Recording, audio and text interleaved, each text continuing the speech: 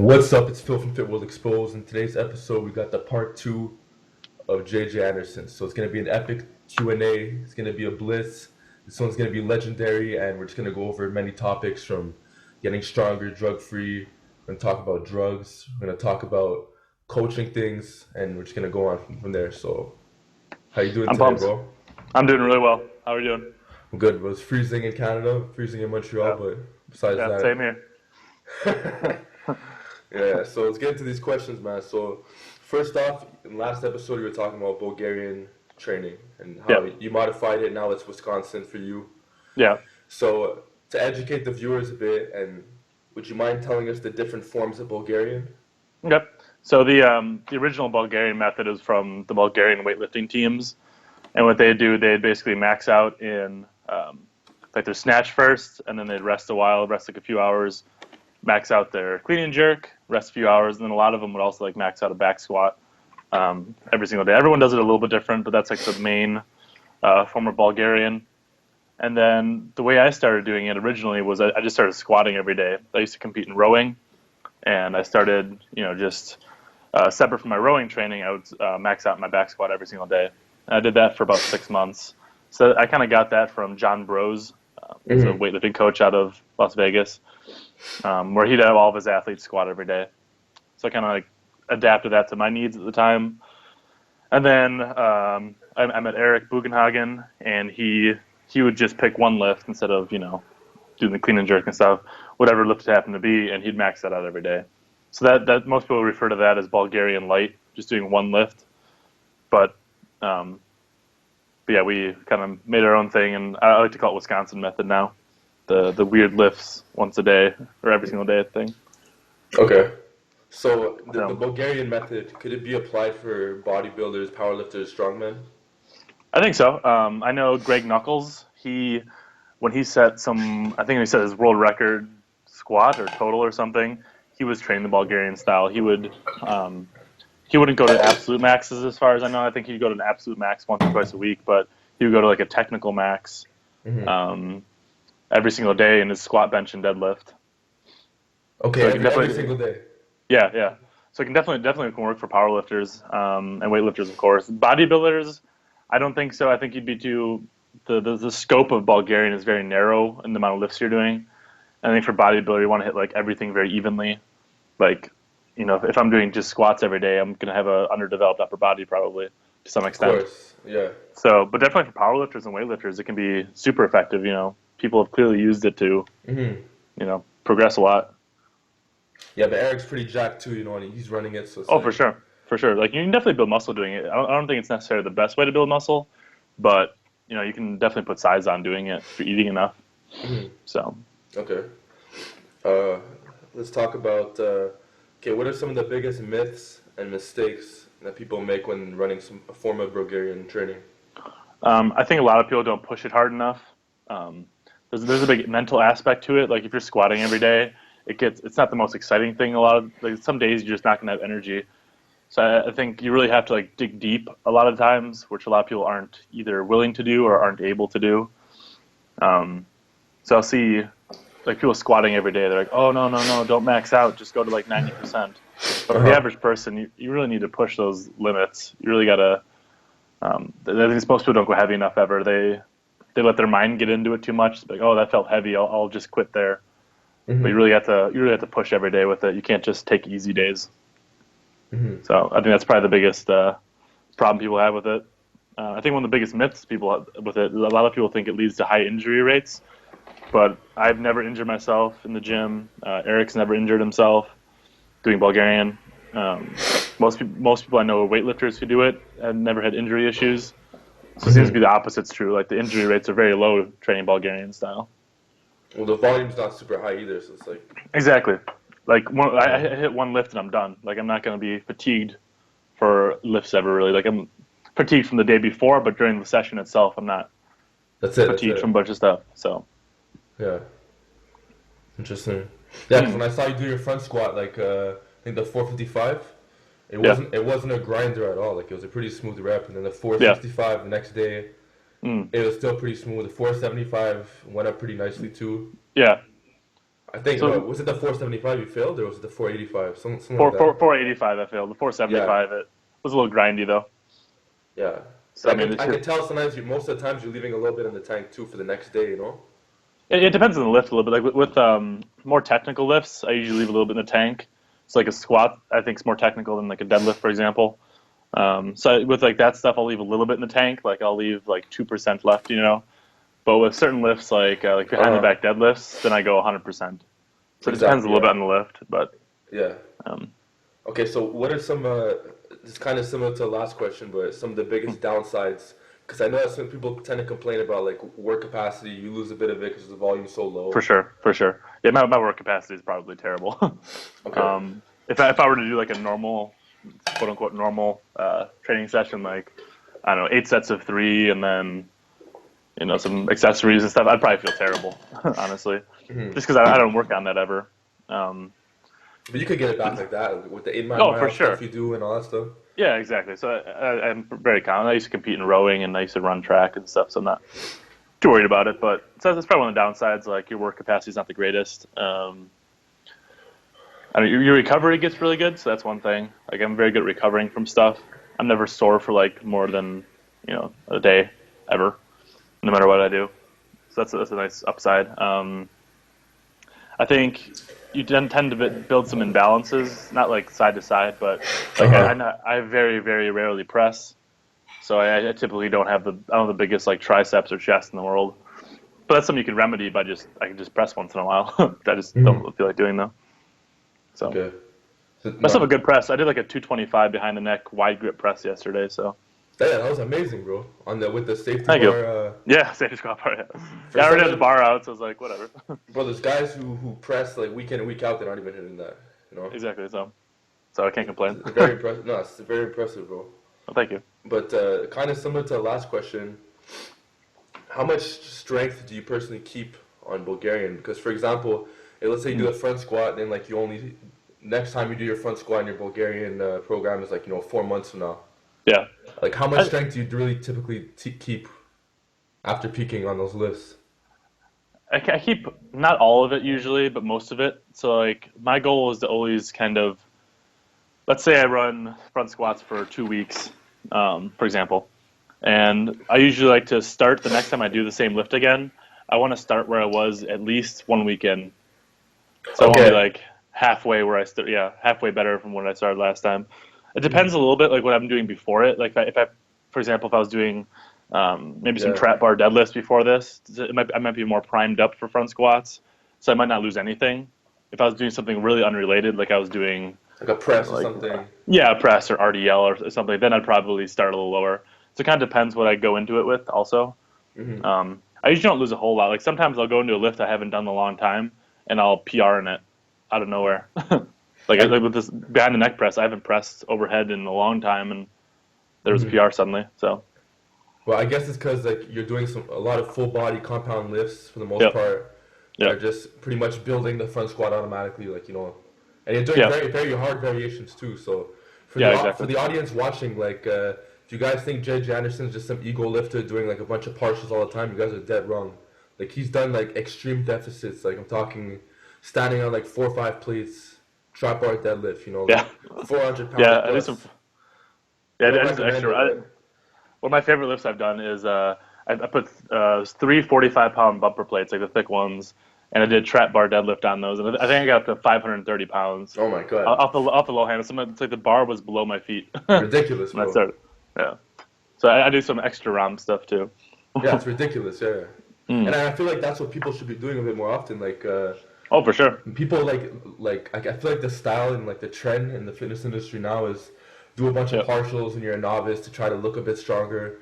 yeah, But like you for example, like you're doing lifts where it's like your leverages are like yeah, you get that give you the worst leverages possible, the biggest yep, range of motion possible, and you're yep. still lifting impressive numbers on those lifts. Well, thank you. Yeah, Like I think it'd be I good. do snatch grip deficit pulls, and it's just like Yeah, actually, I read about this it's guy. He was I can't remember his name. He was a powerlifter in the '70s, so someone will probably remember him. But he like grew up in this like hodunk middle of nowhere town, and at the gym he was at, they only had 25-pound plates, like the small ones, oh my and he god. he So he just thought that was normal. He never really thought about it. So he'd like, he got a really big deadlift. So when he started training, all he was doing basically was deficit deadlifts for like years and years. And then suddenly Exactly. he like got 45s and it felt so easy. Like, oh, all of a sudden it's, reducing the Yeah, range of motion a bunch. So I think doing some deficit stuff and like increasing the range of motion on purpose can be really useful. of As the course. opposite too, like doing like reduced range of motion can be helpful too. So it's just there's another tool in the bag that people don't use enough, I think. Yeah. It's kind of like I went to go see like this coach to go over like my Mm, technique on some lifts. We're yeah, going over my snatch grip deadlift, and he's telling me like, Phil, you need to get some deadlifting shoes because the shoes you have right now, yeah, the heel or whatever, it's too high. yeah, And yeah. I'm like, fuck that. I'm not gonna go buy some new shoes. Maybe in the future. But right Right. now, if anything, it's gonna make me stronger, anyways. Yeah, exactly. In the long run, Then when I get those shoes, I'll be stronger. Whatever. But exactly, it's not always about reducing the range of motion all the time. exactly. Okay. So if you weren't running Bulgarian, what do you think you'd be running? Full body? Yeah, maybe. I don't know. The last thing I did before I started doing Bulgarian, I was doing the squatting every day. So before that, um, I was running more like I don't know what you call it, power endurance type training. So I was doing like Monday, I would do like an upper body explosive movement. Usually Tuesday would be lower body explosive, and then Wednesday would be cardio. Thursday, upper body heavy, and then Friday lower body heavy, and Saturday and Sunday were cardio. Um, that's why I used to row and stuff too.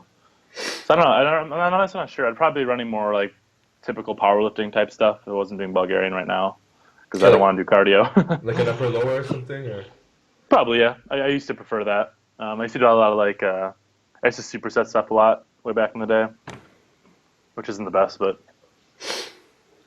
I'm not sure. That's a good question. I love Bulgarian so much. I don't even think about other training methods that much for myself. Like with my clients, I have them do other stuff, but but that's the interesting thing about Bulgarian is that there's not a lot of people, as far as I'm mm, concerned, in the fitness industry that are like yeah, really really running it. So that's why I'm trying to true. educate the viewers, also educate myself a bit on the topic. Yeah, I So think it's, it'd be definitely useful, especially even if it doesn't become like the only way you train. It can be useful in like short bursts. Like let's say your squat stalled at 4 or 5 or something, just squat it every day for like 2 weeks, and I can guarantee you'll probably like a 455 squat at least. So it'd be really useful just like for busting plateaus or running temporarily for certain lifts. Also, yeah, just to know they have that kind of system as a mm, toolbox on the table, it's everything. yeah, exactly. So is there anybody else besides you and Eric, like in the fitness industry, who are running this kind of system, or like Bulgarian, or No one besides the else. Bulgarians? Yeah, definitely Bulgarians. Yeah. I have some people who kind of like follow me and follow Eric who run it. There's a guy named Michael Scullin. He used to play football for the University of Georgia. He's been running it recently, and he's had some really good success with it. He's been hitting some huge lifts. He did like a almost 800-pound trap bar deadlift a couple days ago. Um, he's a strong dude.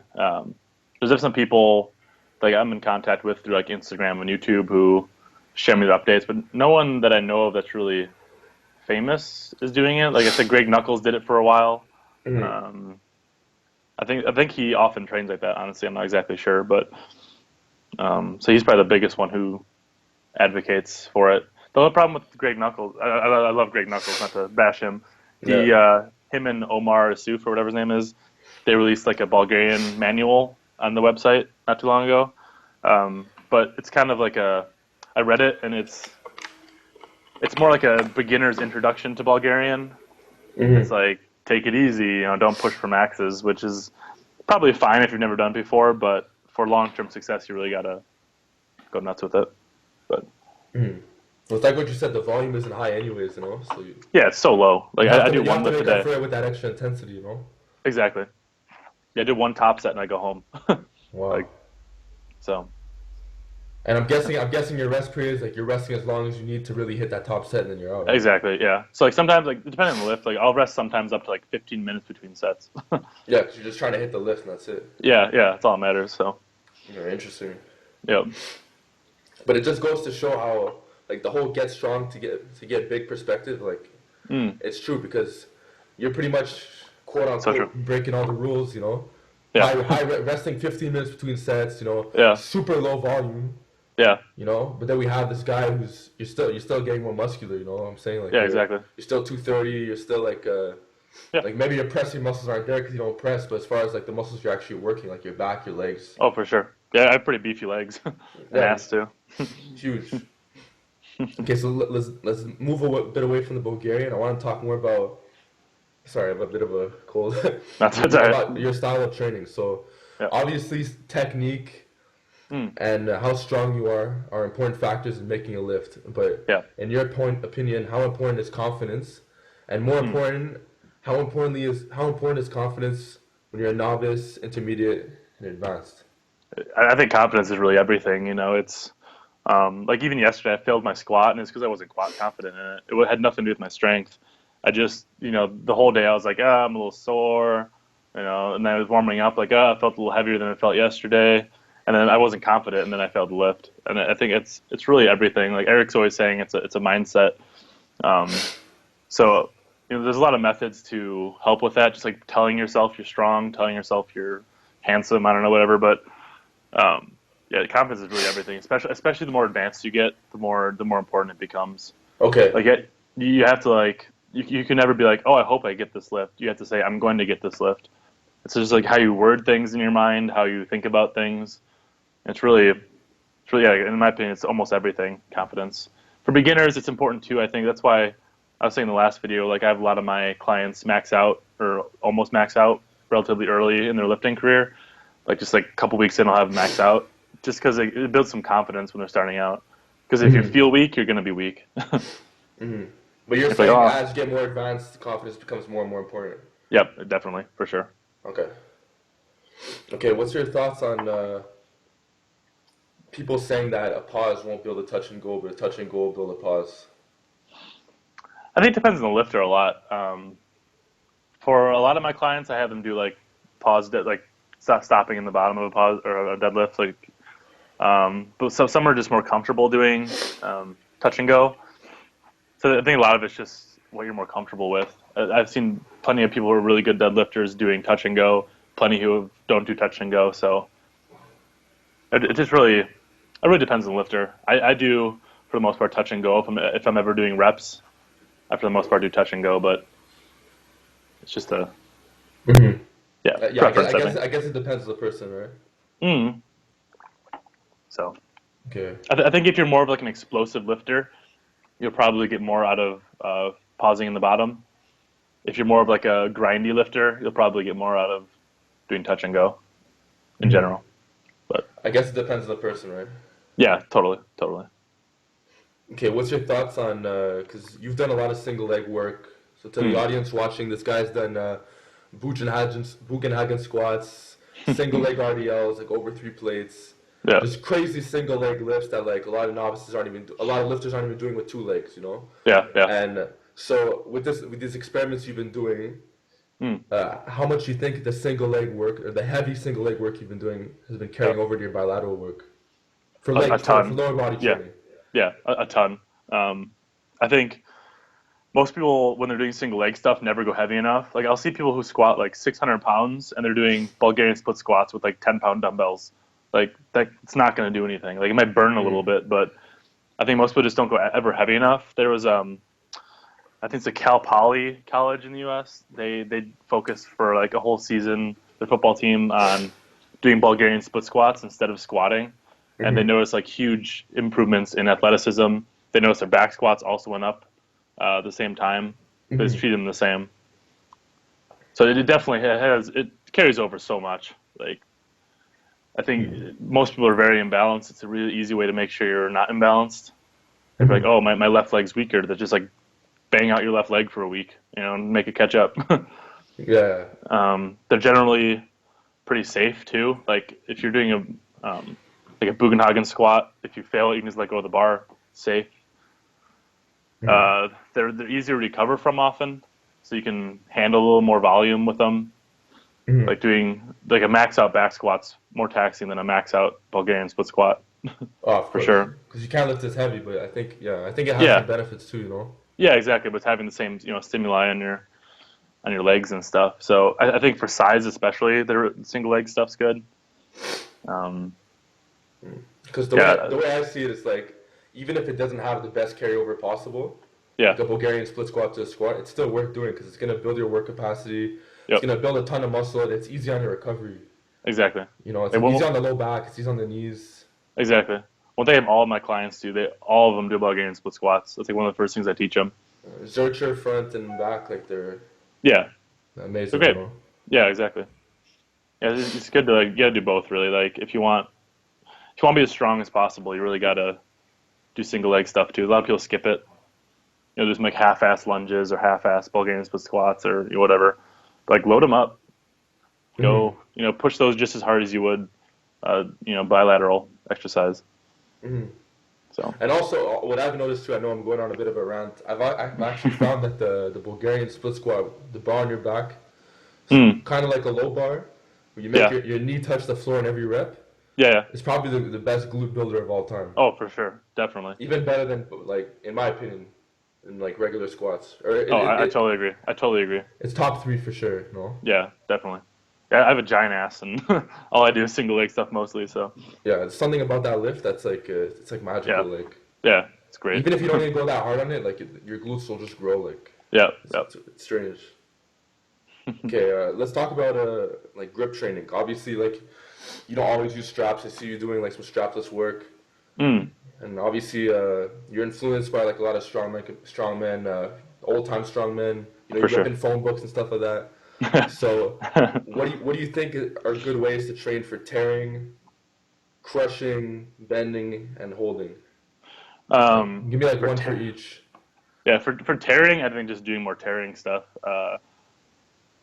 Getting like because like with tearing, a lot of times you're like putting stuff in your palm, so it's kind of different than like holding a barbell. Uh, I think that's good. Like a lot of grip stuff carries over.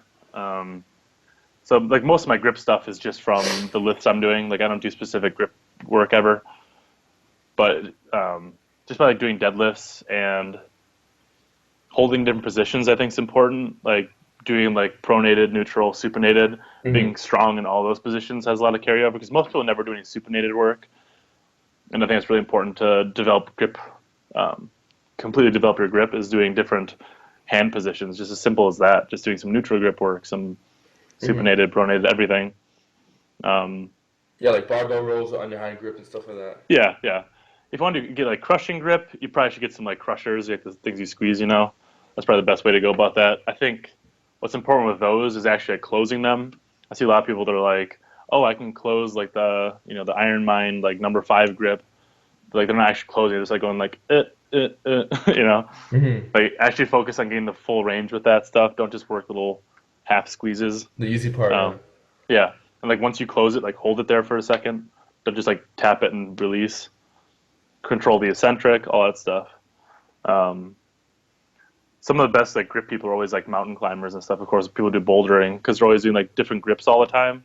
Like one day they're holding there for one grip, and then they're like pinching, and then I think the Hmm. best thing for grip is just get a um, variety of different grips, and it's like hold barbells, hold on to thick plates, hold on to whatever. Probably the best thing you can do. Hmm.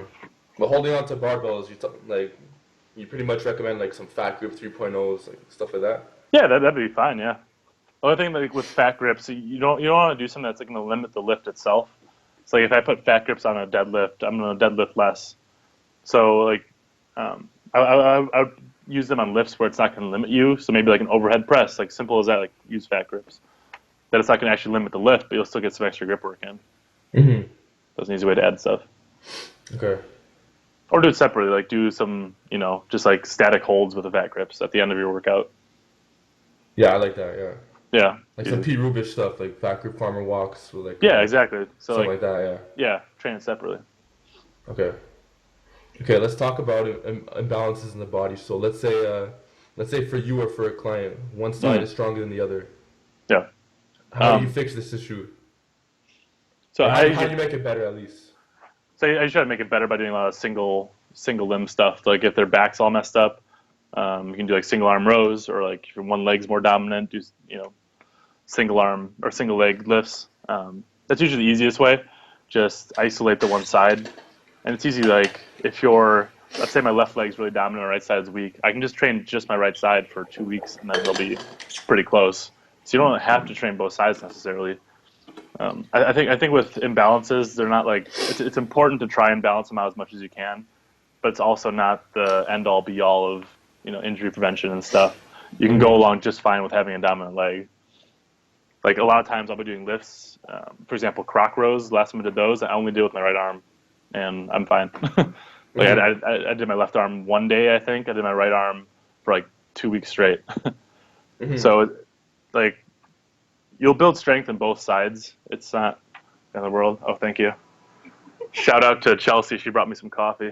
Oh wow. Cup number 2. Thank you. Yeah, my bad if you think I'm looking down, or if the viewers think I'm looking down, it's just some, my phone, the screen blacks out like every 1 minute, so I have to find the questions again, but I'm listening. Yeah. But yeah, like fixing imbalances, yeah, it's a lot of single limb stuff, single leg, single arm. Okay. I think also one thing I was talking actually about yesterday with some people with like back imbalances is by doing like mixed grip rows, something people never do. You just like supinate one hand and have the other hand pronated, just like you would deadlift, and you can pretty easily like isolate different muscles that way, or not isolate, but train different muscles that way. So if your back's a little imbalanced, like just supinate one side and do normal barbell rows like that. Can be a great way to fix imbalances too. There's a bunch of different ways, but usually single limb stuff. Okay. Yeah, that's like the common answer most coaches will say. Yeah, pretty simple. I don't think my buddy Alpha Destiny agrees. He had a different answer. He said I think he said that unilateral work wasn't the answer. I forgot, but it's good to ask different coaches, see what their perspectives are. It definitely depends on the person a little bit. Sometimes I'll fix imbalances with some of my clients by like if they're squatting and they come up, one side caves in, or they come up like half cocked or something. I'll have them do a lot of paused work too.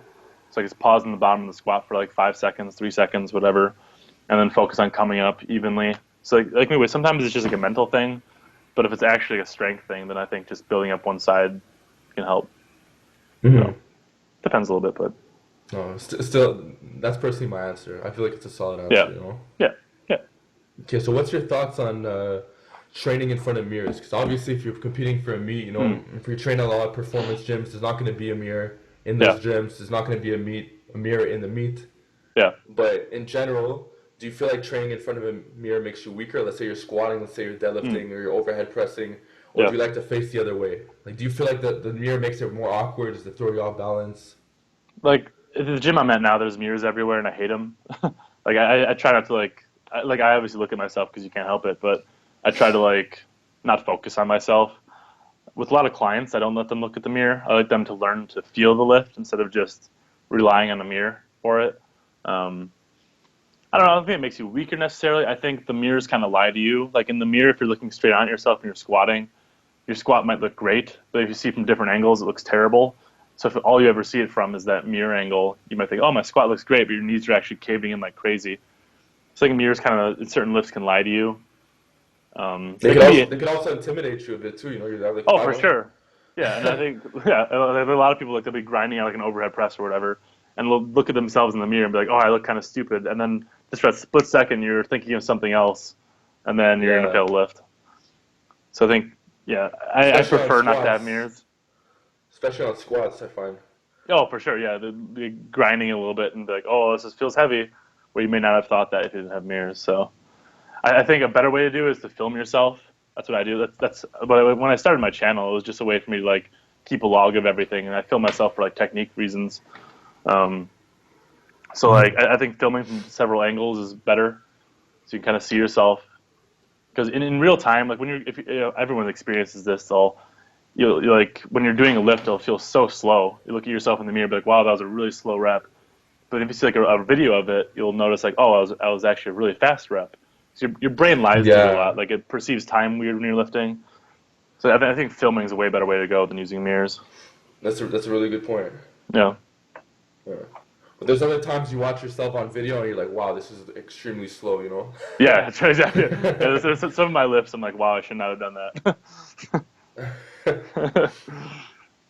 Okay, so what's your thoughts on spotters. So do you ever use spotters? And what do you think is the best way to get spotted if you want to get stronger in the long run? Because a lot of times you see guys, they're Mm. benching, and then their spotters doing like a little bit of an upright row. It's like, Yeah. what do you feel like is the most optimal way to use a spotter to actually get stronger in the future? Mm. Oof. I think spotters they can be very positive or they can be very negative. I think sometimes they give a boost of confidence, like especially certain like bench especially. I think it's really good to have a spotter because it just gives that okay, I'm not going to die if I fail, you know. But I think with other lifts, like having a squatting spotter, I think it can take away from the lift because then you have this like in your mind, you're like, well, if I fail, there's no big, there's no consequence really. So in a way, it like you're not going to be as intense. Where if you don't have a spotter, it's like, well, if I fail, I die. So you kind of have that mindset. So I think you might lift better by not having a spotter in certain lifts, and in certain other lifts, it's better to have a spotter just for safety reasons, obviously. I usually tell people, like, if I was going to bench and I was going to have someone spot me, I would say only grab it if I say so. A lot of people they're touching it and stuff, and then that throws Yeah. you off. Like I want them back away. I don't want to see them. I don't want them in my line of sight.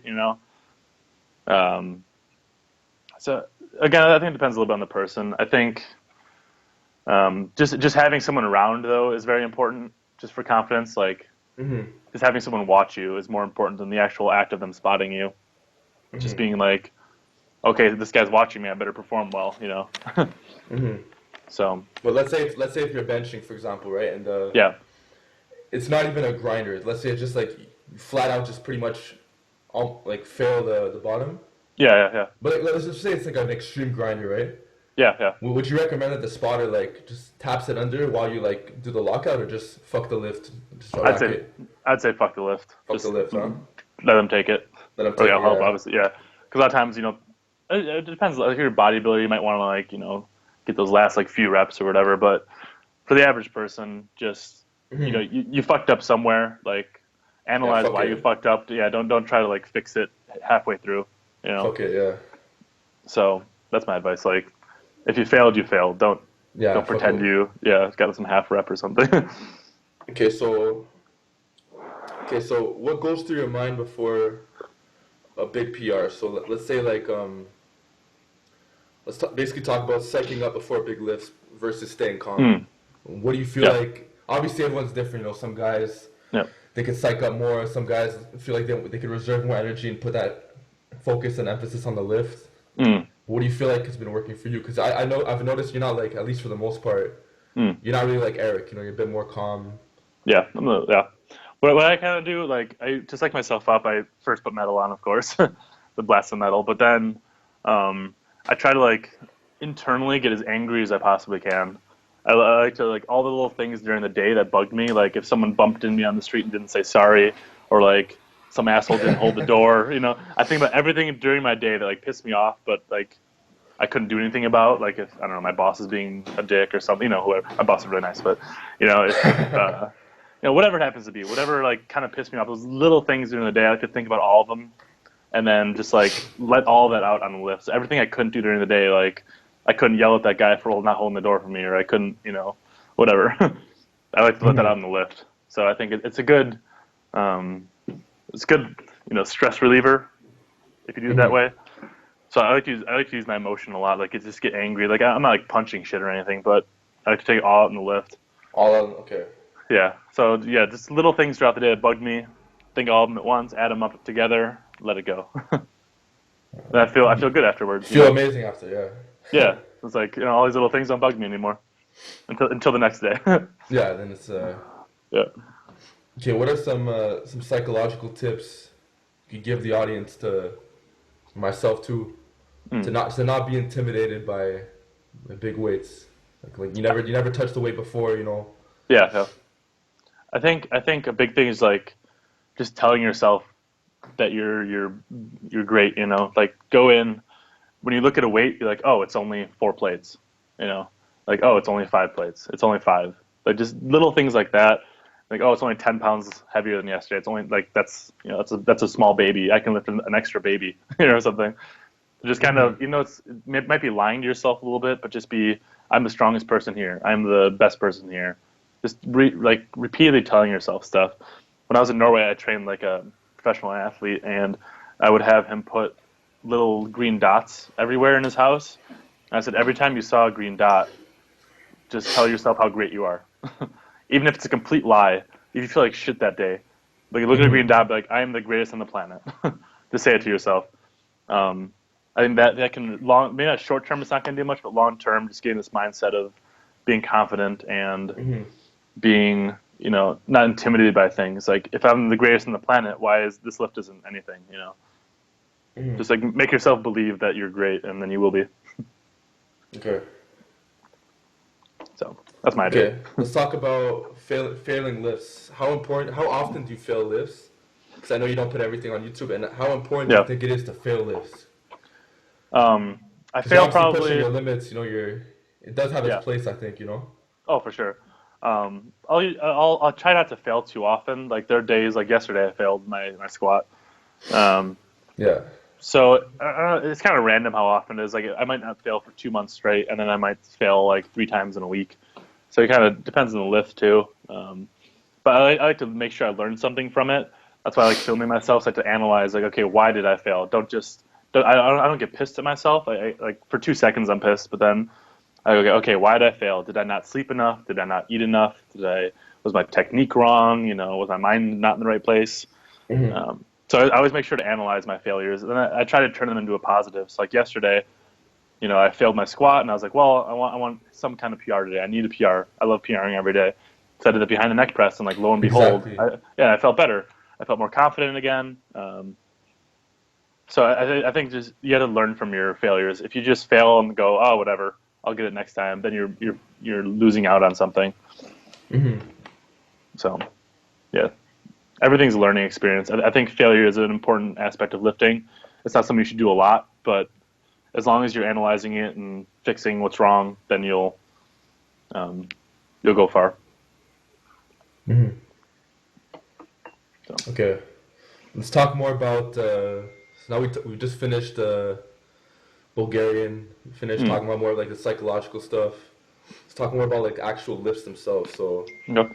the Hatfield squat and the Hatfield lunges. So for the Yeah. audience who doesn't know, it's pretty much you grab a safety squat bar and you squat with that, or you do a lunge with it while you're holding on to the power racks. You could obviously Mm, lift hundreds of pounds more.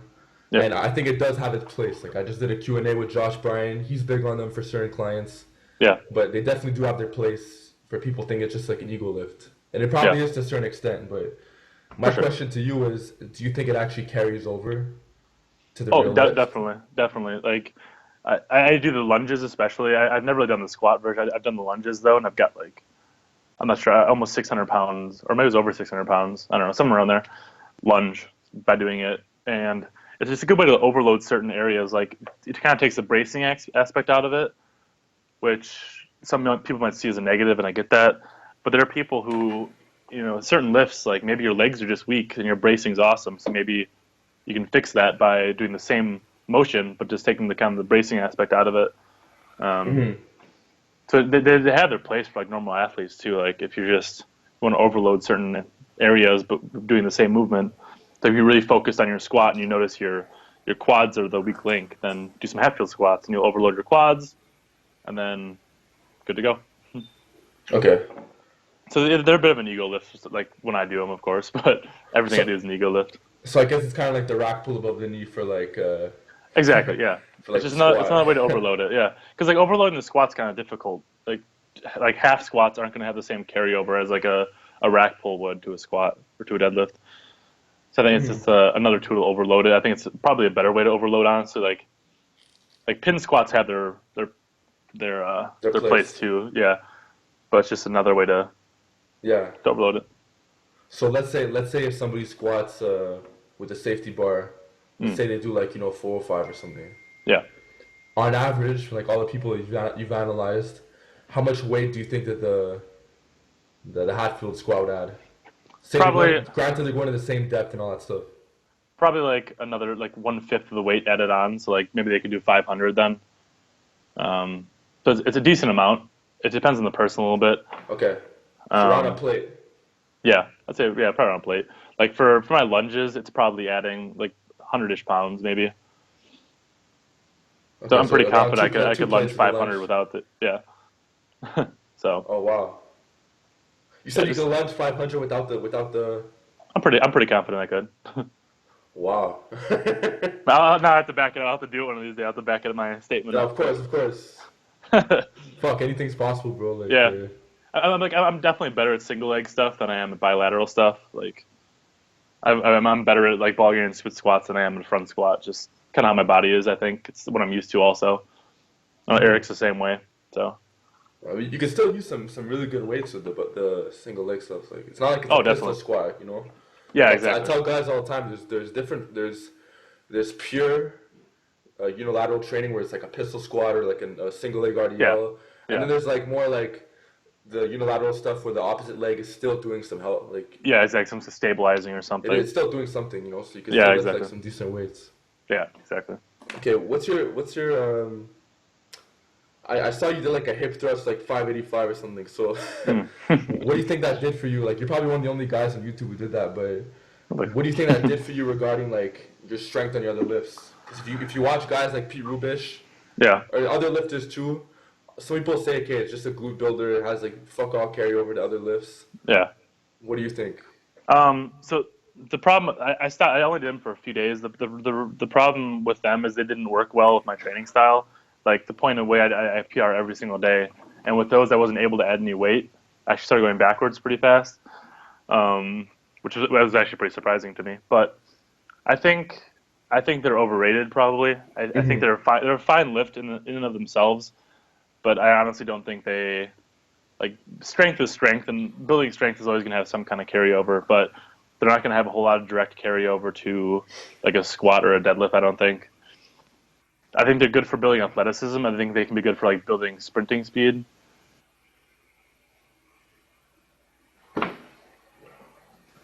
Yeah. Not a whole lot. Okay.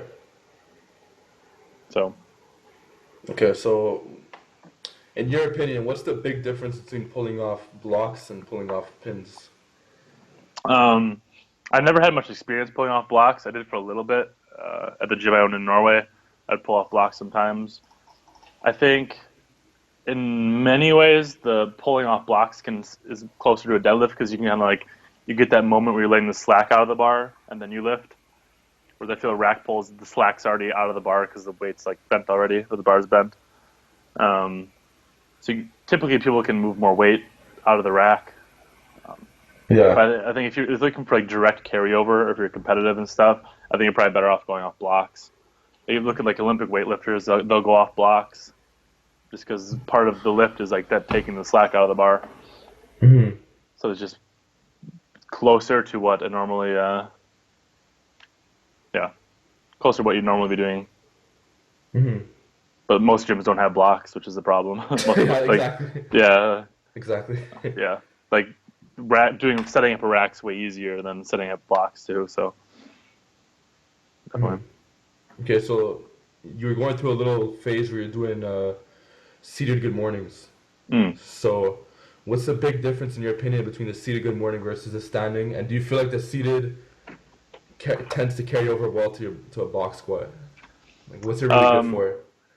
so the seated, I have like a weird relationship with the seated deadlifts. They feel really good to me. Good morning. Good It, morning. oh, seated good morning. Sorry. Yeah, yeah, yeah. Yeah, seated good morning. I fucking loved. I want to do like 585 or something with those. Seated good mornings with the safety squat bar. Um, I really like them. They're more lower back intensive than the standing one is because like your hamstrings aren't as involved, your glutes aren't as involved. It's more like straight spinal erector work, which I really like. I love training my spinal erectors, and um, so I think they definitely have a lot of carryover. Most people's weak point in a lot of lifts is their back strength. Like when they're Mhm. squatting, their back will cave in, and that's the problem. Or they're deadlifting, everything caves in. So I think most people could do with a lot more spinal erector strength. You have to be comfortable lifting with a rounded back, which I am, of course. Not everyone is. Um, I think I prefer them to a standing good morning uh, quite a bit. I like them a lot better. Standing good mornings have always felt like they don't do much for me. Every time I've done them, it's like, they never really felt like much. But the seated good mornings I really like, and yeah, there aren't a whole lot of people doing them heavier than me, so that's good. Mhm. No, it has its place for sure. Yeah, so I think I honestly prefer them. I think They require a little bit more mobility, and they're probably a little more advanced. But I think you get more out of them personally. Mm. Like I would rather do an RDL than a standing good morning personally. Yeah, and they both have like it's like what you Yeah, said, like it's just a tool, you know. exactly. Yeah, I really like them. So let's talk about the trap bar. So Mm. obviously, if you're doing a straight bar, and if you want to like engage your lats, you know, you pull it towards you like it's a standing cable pullover. You're trying to actively bend the bar, Yeah, all that good stuff. yeah. What's your tips on how to maximally engage your lats using a Mm. trap bar on like a trap bar deadlift or something? That's tough for a lot of people. I think um, I like to think personally the cue I give myself, not necessarily clients, but the cue I give myself is like pushing my shoulders downward. So I think about like keep my big chest, push my shoulders like at towards if I'm standing up towards the floor.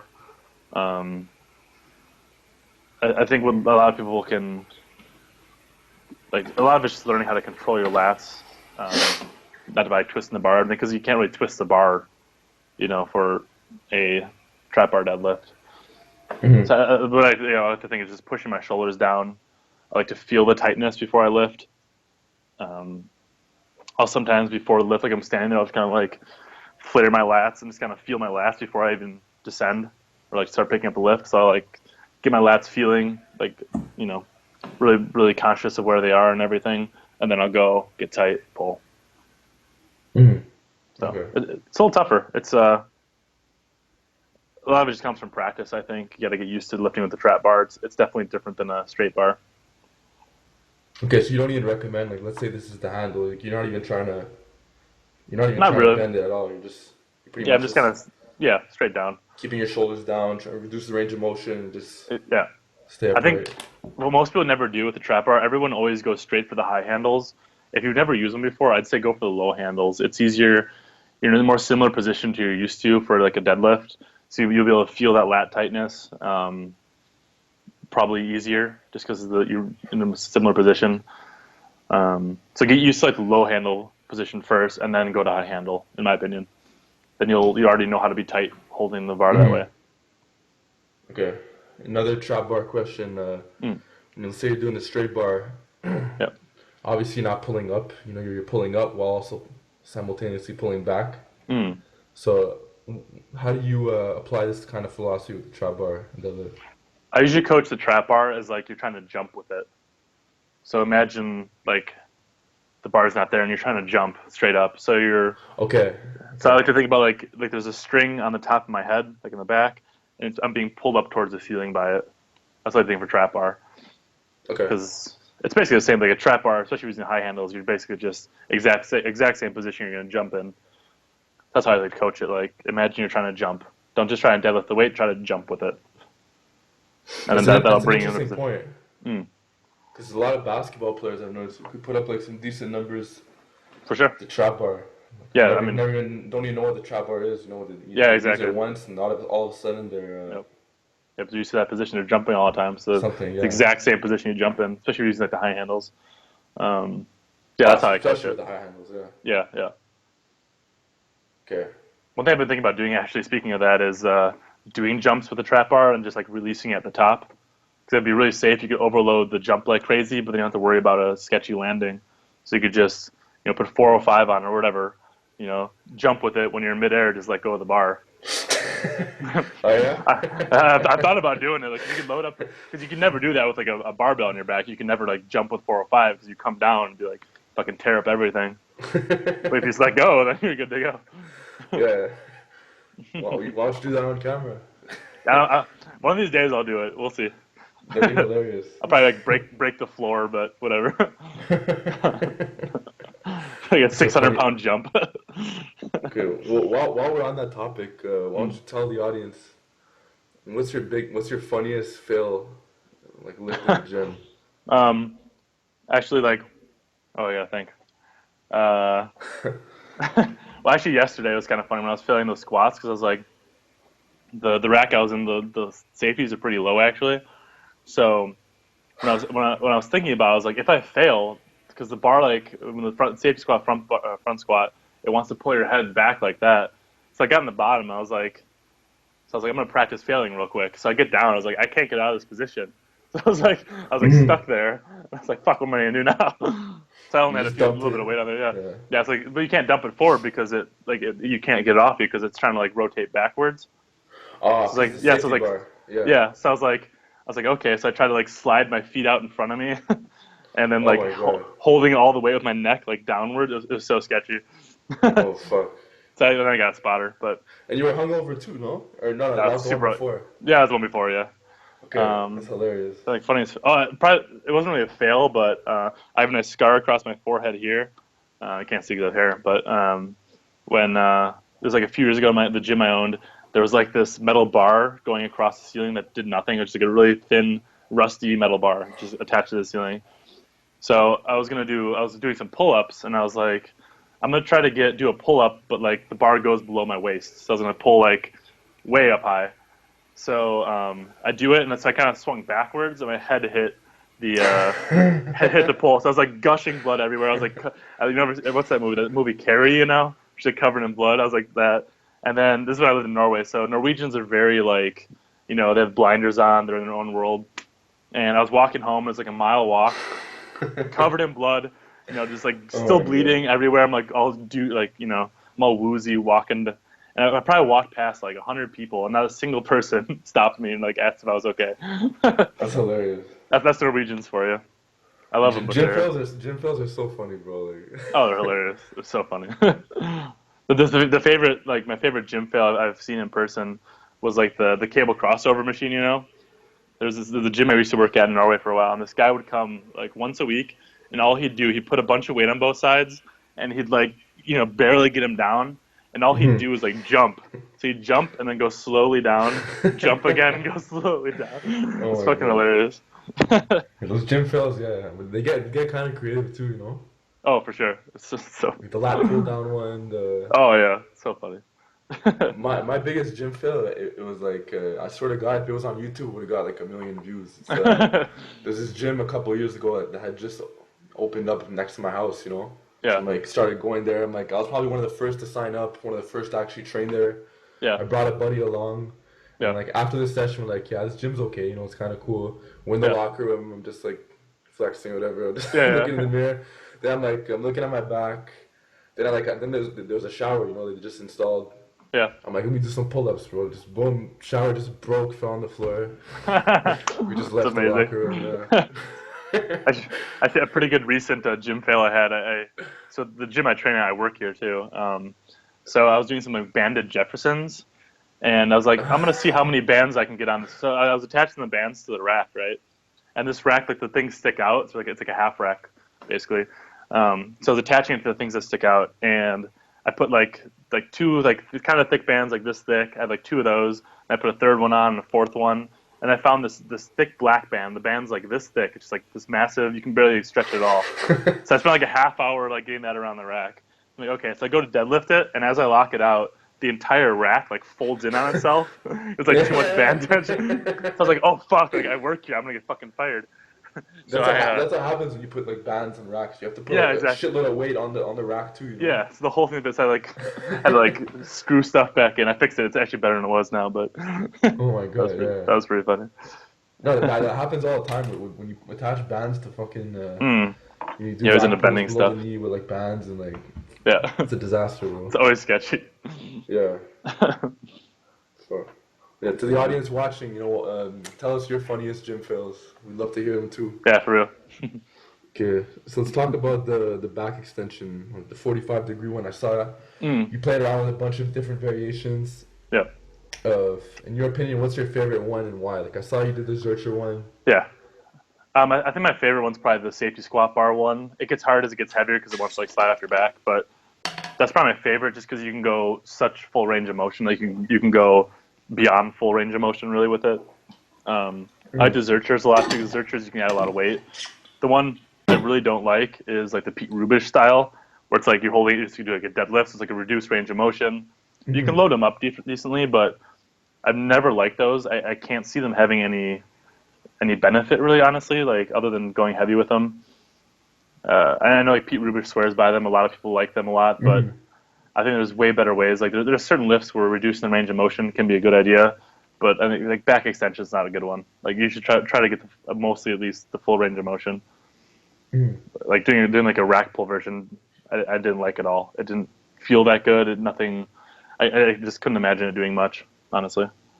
Even if you use like 25-pound plates, the range of motion isn't even that crazy. Yeah, exactly. So like just going all the way down, I think is important. Like Hmm. going as far as you can with it, like getting the hamstring stretch, the glute stretch, the lower back, all everything. Just that's the most important. I suppose the Zerchers are nice because you can still have the barbell on the floor, but you can go all the way down because it's in your elbows. Hmm. So Okay. So with your style of training, do you ever have like any beltless, strapless cycles? Or you just kind of not really. not at all, Like huh? I'll go strapless with certain lifts. Like with Jefferson's, going strapless is better. A lot of times, like when I was doing the ox lift, I didn't use straps. Um, Hmm. so it depends on the lift a little bit. If it's one of those lifts where it's like hard, it's uncomfortable to get in the position with straps on. Like a Jefferson, it's super weird putting straps on because like one hand it's more comfortably supinated. So you like supinate one hand, put a strap on, go behind you, the other arm. So it's just weird. It's better off just going strapless. Okay. Um, I pretty much never go. I love wearing a belt. I don't wear it for all my lifts. I usually put the belt on once it starts getting like really heavy. Like once I get around like 85% is when I put on the belt. Um, so like percentage of lifts wise, most of my lifts are done without belts and straps, but they're always light. So I mean, like all my warm up sets are usually beltless and strapless. Hmm. But so I Okay. mean, I do some work, I guess. Okay. So a lot of the times you think that like the overloading lifts carry over to like your the regular one, like Oh, definitely. like the half field we just talked about. Yeah. What's your thoughts on people saying that a push press is gonna carry over to strict press? In my experience, the push press carries over to like the lockout portion of a um, a strict press, but most people are weak in the bottom of a strict press. Like most people, when they fail, they don't even get it to their forehead. I notice. So I think a lot of people need to work more on. Like it's good again doing a little bit of both, but I see a lot of people who can. Um, I don't. There's a lot more skill involved in a push press. Like you'd be good at them. Like there's plenty of people who can push press a shit ton, but their strict press is bad, and vice versa. A bunch of people who can like strict press a bunch, and their push press is only like 5 more pounds than their. Yeah. So I don't know. It depends what you want to build. If you want to strictly build your strict press, you should do a lot of strict pressing, in my opinion. It can be good like short term, like overloading, doing the push press, but Yeah. most of your training should be strict. Then, if you want to get good at strict, if you want to get really good at push pressing, most of your training should probably be push presses. Then, um, So what variations would you recommend besides the regular version for strict for sure, to the build Z the bottom? press, yeah, Z presses are great. Where you're like sitting on the ground, your legs are straight out in front of you, like you're sitting Yeah. just on the ground. So you really have to get really good at bracing. It enforces like perfect bar path. You can't cheat it at all. If you start, you can't lean back because you'll fall over. Mhm. So I think the Z press is probably the single best accessory for a standing overhead press. Okay. I think doing partials can be really good, like doing off the pins. You can do just half partials too, like put more weight than you can fully lock out and just do a bunch of reps like just here, getting really strong in that bottom position. Um, Hmm. that kind of Oh, stuff. that's interesting. Yeah, yeah, that's interesting. Yeah, To really work the delts, take the yeah, exactly. triceps a bit out of it. Because like most people can lock out a shit ton in their overhead press. Like if you like start a pin press like above your head, you can usually push a lot more than you can full. So that's It's usually not the funny you weak say that point. because I've been watching like Josh Bryant, like before I Mm, did the Q&A with him, and with a lot of his bodybuilders, because he trains bodybuilders too, not just like some strength guys.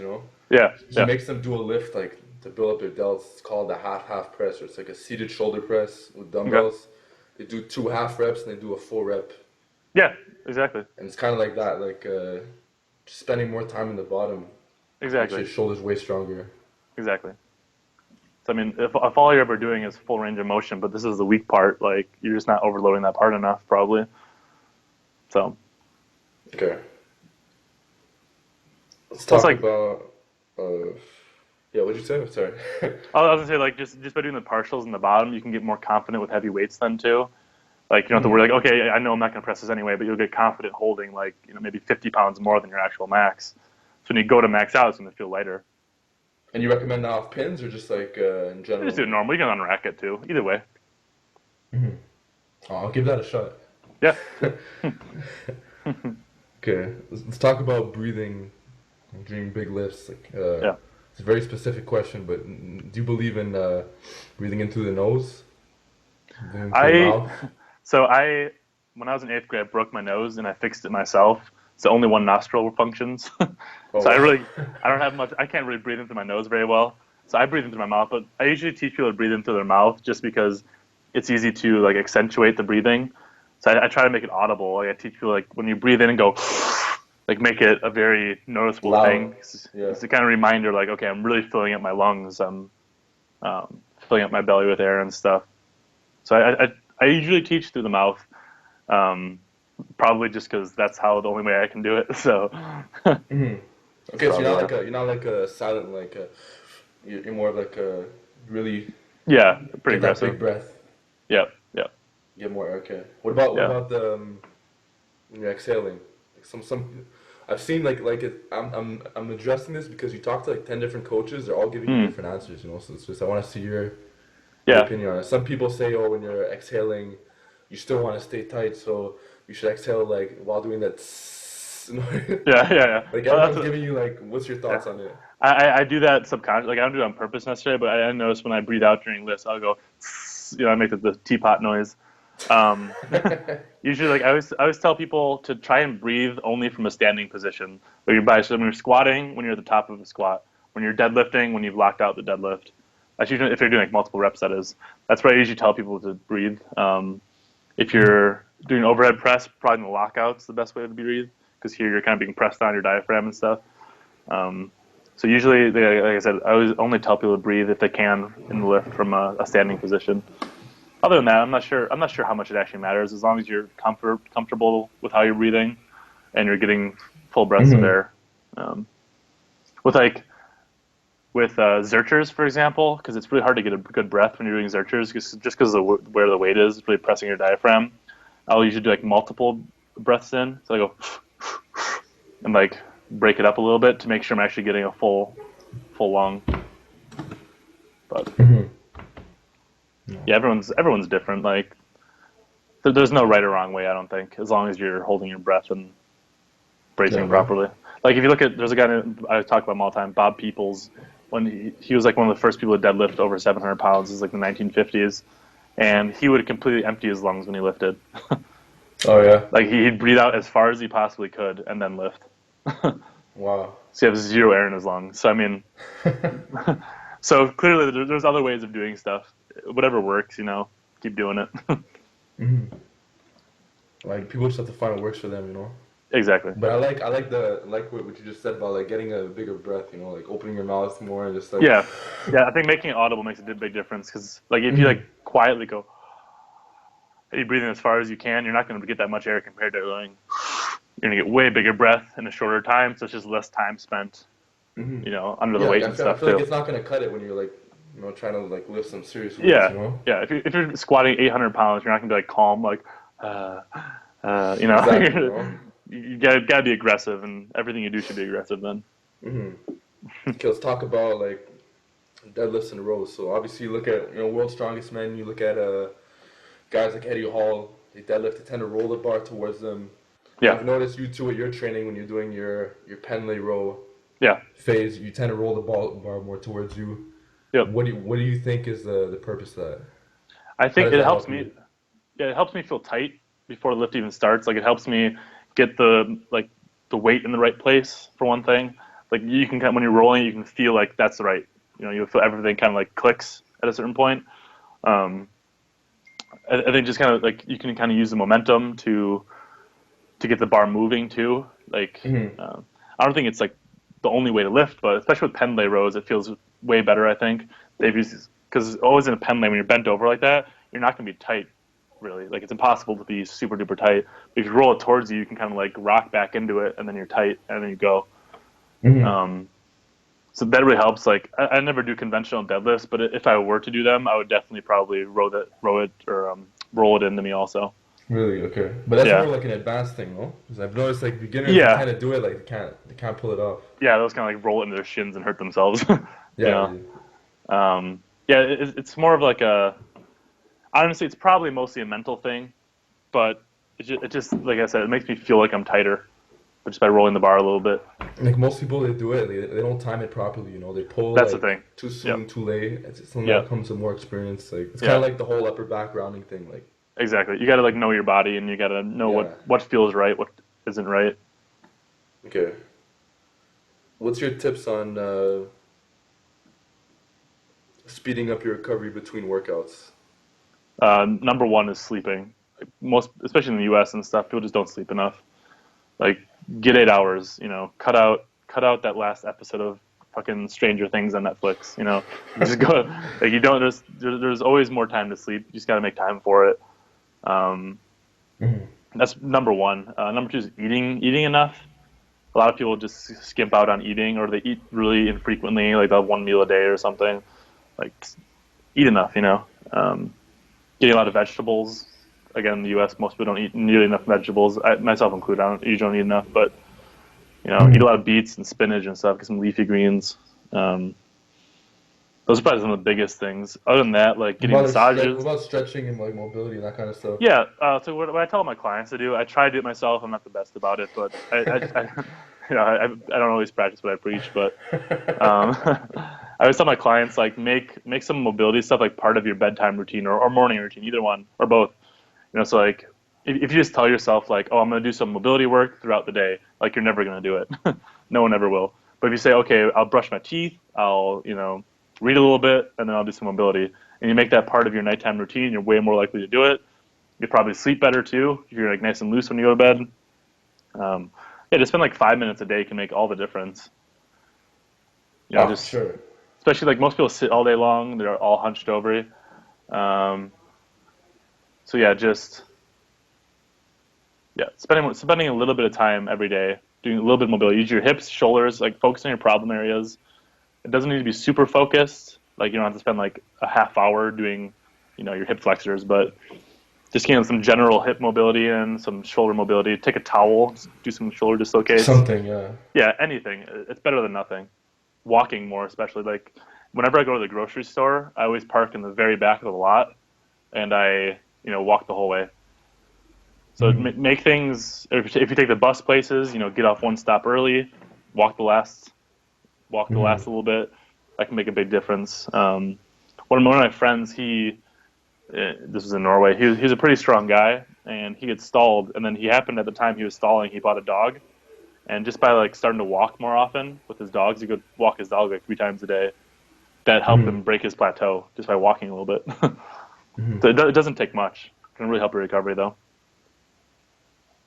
Yeah. I'm So going off on a bit of like a rant here, but like mm, I've noticed, especially with this whole YouTube thing, like spending so much time in front of a computer, it's true. answering like all these emails, and just answering all Exactly. these Yeah. comments and just making new Yeah. content You and start just, noticing everything kind of oh my like God, it's yeah, ridiculous, bro. It's like yeah. That's destroys your another body, thing for sure. I think also like being conscious of when you're in a bad position. Like if you're at work all day, you like work like an office job, and you notice you're sitting all fucked up, like just fix it. Just Yeah. like pull your shoulder back, stand up for a minute, do some arm circles, whatever. Just being conscious of being in bad positions can make a big difference. Like Just, like just the body's always looking for the easiest way to do stuff. exactly like right So, now as we're talking, like throughout this thing, I'm like getting yeah, I'm more and more slouching hunches. too. Like Yeah. yes, I'm like every 2 minutes, I'm like pulling back. Mm. No, it's yeah. Mm. Okay. Let's talk about obviously guys like Eric and even you really popularized the not popularized, but you brought like more attention to the hack and Jefferson deadlifts. Like Yeah. rarely ever see any other guys on YouTube in the YouTube fitness community doing them. Mm. What are like some quick tips you could give for like technique wise just to pull more on these lifts? Especially for the hack deadlift, the behind the back deadlift. Be comfortable lifting with a rounded back. It makes if you try to do it with a perfectly straight back, all you're gonna do is pull it straight in your hamstrings, and it's not gonna go anywhere. Um, just be like the bar is behind you, so there's less shearing forces on the spine than like, for example, a conventional deadlift. So you're able to round more safely. Um, with the hack deadlift, it's almost like a two-part lift where you pull off the ground almost like a normal deadlift, but you have to transfer your weight forward. Like your knees travel forward and to lock it out, otherwise your legs will be in the way of the bar. But the biggest thing is just learning how to lift comfortably with a slightly rounded spine. Like you shouldn't be like a cat on Halloween, but I don't know. you know. But But like, what about the lower back? Like, you're not a big advocate of rounding lower back. no, you shouldn't be too much round. Like a little bit's okay. Like A little bit's okay, yeah. yeah, but that shouldn't be shouldn't But be all on the messy. back, if nothing round like. Yeah, I think rounding your thoracic spine. A lot of people are you Mhm. know if you're stronger with a rounded thoracic spine, you're probably safer also. Like if lifting with a like deadlifting, for example, with a perfectly straight spine makes you weaker, you're probably more prone to injury. Honestly, like your body, it's weaker in that position for a reason.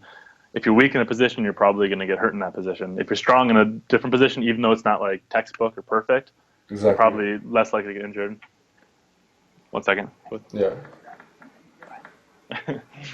Sorry. So yeah, I think learning how to round your thoracic spine and Mhm. lift comfortably with that makes a big difference. Okay. Honestly. So what about doing hacks off Hmm. while you're sitting on the bench? What's the I, big difference between standing and sitting on the bench? Then you pull up, stand up. I like to sit on a bench doing them just because it's easier to get the straps on for one thing. I have really short arms. Like I'm almost 6'2". My wingspan's like 5'10" only, and I don't think it's even that. So it makes it easier for me to get the straps on, and then I can start in a better position. Like if I start standing on the ground and bend over, I'm in this like weird hunched position, and I can't get the weight in the right place then. Yeah. So I think starting off a box feels way better for me. But I know it's like some people don't like that. Like Eric did a video with Juji Mufu not too Yeah, I long saw ago. that. Yeah, and like they were doing them, and like Juji, he like had troubles doing it off the box. He didn't think that felt good. So it's just personal preference. I think for me, it felt way better. So just how it is. Makes So sense yeah, though. way easier to get the straps on though. It's kind of like the box squat too. Like it's easier to get that pop, Yep. So I like that. So you kind of like roll into it almost. And the benches usually aren't even that high. Like they're pretty like not high, but they're not that Yeah, low either. So yeah, exactly. Just kind of comfortable sitting position. okay. So. So while we're on the topic of Eric too, like let's Hmm. talk about like the whole full body awareness thing. So I tell people have messaged me a few times saying, Phil, why doesn't Eric get injured? Hmm. And I generally tell them like, look, part of it's genetics. Some people like they'll round like a certain amount of weight in the squat, they Yeah. don't even feel sore. Other people Yeah. round a bit, they'll feel sore. Yep. It's also the lifts he's doing, it's like the Jeffersons, the hacks, Yep. but also most importantly his full body awareness from like over a decade of serious Exactly. training. Exactly. But I tell people too like look, if you notice a lot of his clips he's rounding his upper back. Yeah. Yep. But if you notice in some of his other clips, like he's rounding his lower back. Yeah. Yeah. So it's like, how do you explain like, I always how does he tell. literally like a cat on Halloween and like still? Yeah. I always tell people like I always make it. I always try to reference things in sports because I grew up playing sports. I always say it's like an NFL like football player. If you never get tackled in practice and then you go to a game and get tackled, you're more likely to get hurt. So like a lot of stuff we do, we're in these bad positions all the time, so we're very good at it. Um, Hmm. so we're just like kind of used to being in these bad positions. I think that's a lot of it. Also, I mean, we rotate in like we rotate lifts a lot, so we're not getting these overuse injuries. Like a lot of people, they bench all the time, so their shoulders feel shitty. But I press like twice a year, so I never have shoulder issues. Hmm. So we're always cycling through stuff, which I think helps a lot. We're hitting all our muscles at different angles. We're hitting our joints different angles all the time. So I think it's really the way we train the Wisconsin method or Bulgarian is really good for building just overall joint strength. But yeah, a lot of it's like it's our background. Like he wrestled a lot, so in wrestling you're always hunched over. You're never like perfectly straight Hmm. spine in wrestling. You'd be terrible then. So there's a lot of pulling all the time. I think a big part of our injury resistance is just doing a lot of pulling. So we row a lot. We do. Um, Most people just never row enough. They don't do Heavy any pulls pulling. and all that. Yeah, so that helps a lot, I think, too. And another thing I think that helps, at least me, I don't know about Eric, but just being confident in lifts. If you start worrying about getting hurt, you're probably going to get hurt. It's kind of like a self-fulfilling prophecy.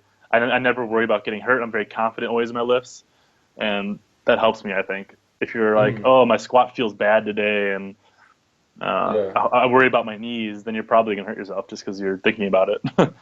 Mm. um, but yeah, a lot of it, I think, just our style of training is really good for building tendon health. Makes Also, like sense. Yeah. the part that like we're always every day when we lift, we're always slightly fatigued from the day before. Like I've never, I had in the last, like I started moving Bulgarian, I'm never actually 100%. So even though I'm going 100%, but I don't have full energy ever. I'm But always a you're little bit used to being in sore. that state. Yeah.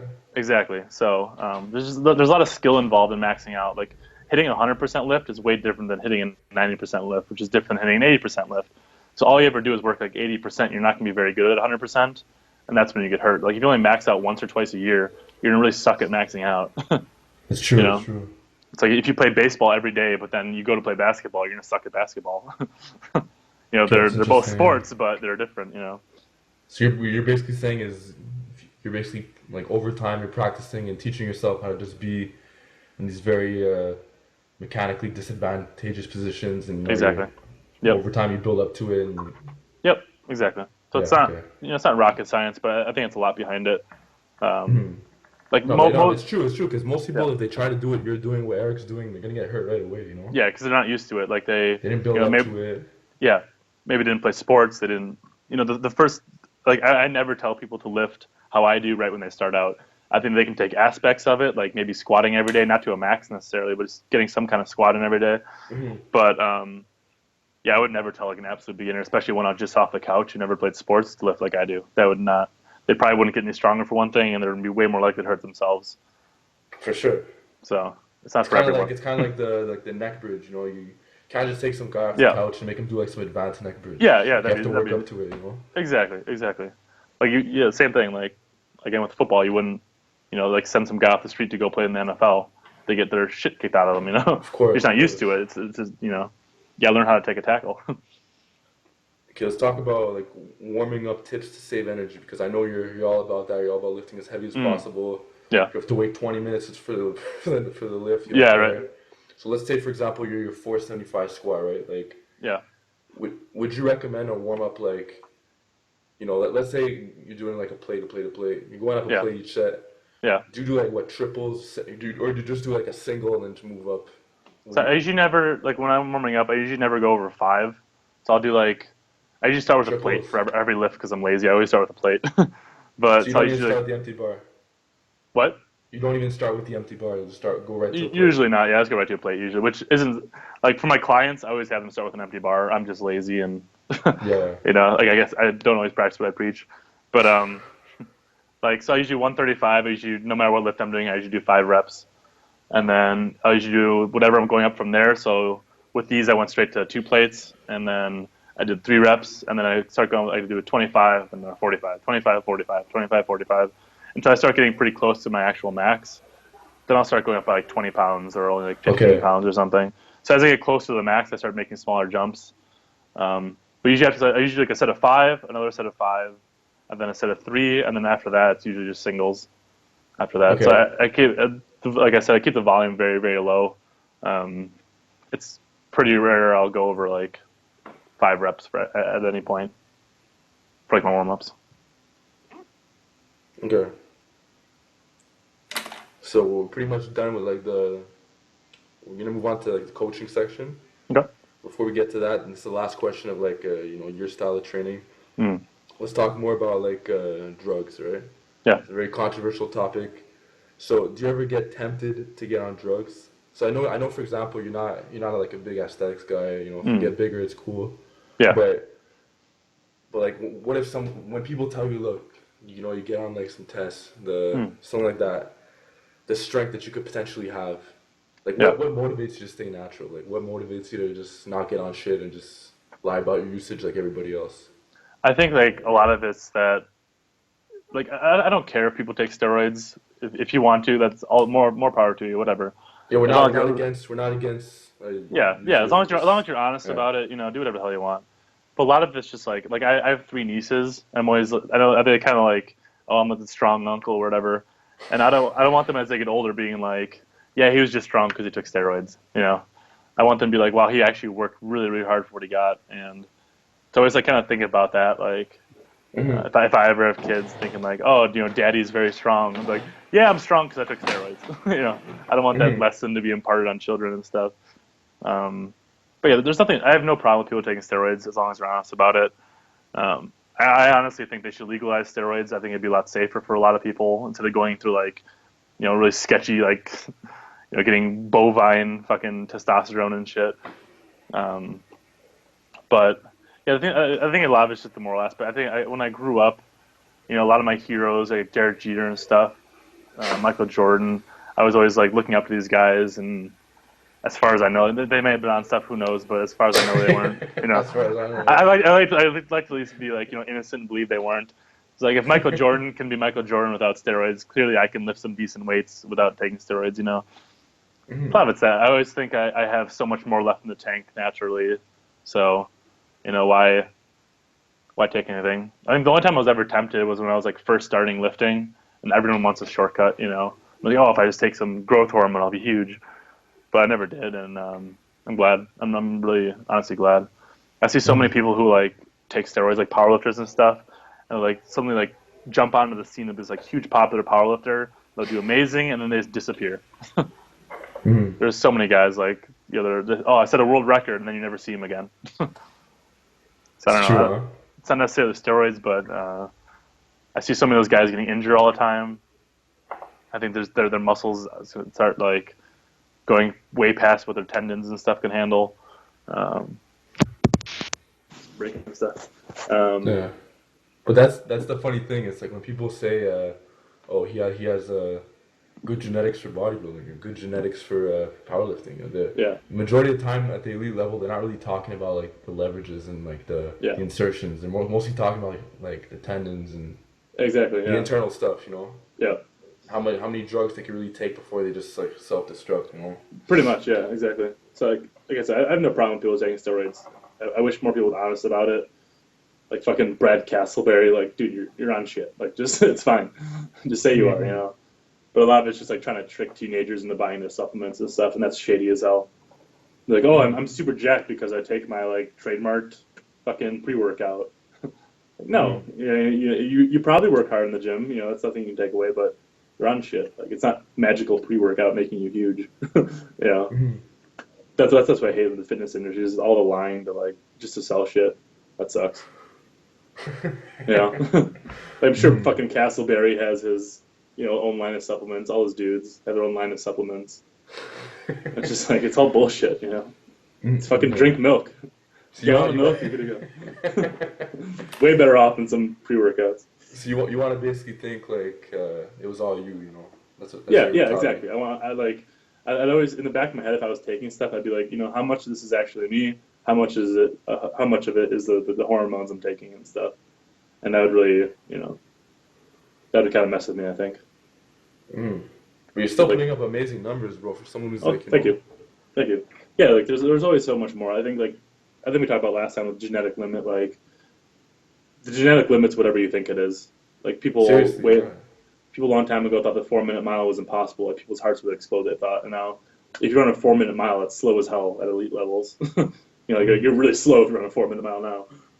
So it's just how people perceive things. If you like, whenever I enter a new lift, my goal is always 1,000 pounds, no matter what lift it is. If it's a bicep curl, I'm like, I'm gonna do 1,000 pounds one day, and then I truly believe it. I'll be like, okay, one day, yep, I'm gonna get 1,000 pounds. I'm gonna get 1,000 pounds, and then Mm. maybe one day I will. you know, But the just how cool you thing about perceive guys things. like you is that like we'll never know for certain, but like Hmm. it's something that comes with experience. Like I know you're natural for sure. Yeah, Just tell by looking at you, you know. Just like and even exactly. your strength, like it's possible, you know. Yeah, that's the thing. But Like, it's like you're setting the standards high. Like I used to think that like a 500 pound squat was good, you know. And now yeah, like I'm seeing you're pretty much almost there with a front squat. I'm like, yeah, okay, mine's garbage, you know. that's the thing. Yeah, yeah, yeah. You just gotta see It's people doing terrible. stuff. That's why, like when I first started lifting with Eric, it was so good for me just because I saw, I'd see like my Jefferson and be like, it's okay. I think I'm doing pretty well. Then I see him Jefferson, and be like, oh fuck, I suck. Like I need to up my game. There was a good what's that guy's name? Cal Beck, Callie Beck, however you want to Kill say his back. name. Yeah, I saw Yeah. a thing with him that he wrote. He was saying how when he first entered strongman, there was some overhead press event he was in, and he bombed out of it. And then he noticed at the next event it was going to be even like a higher overhead press. He's like, "Fuck, I bombed out of this one. How am I going to do that one?"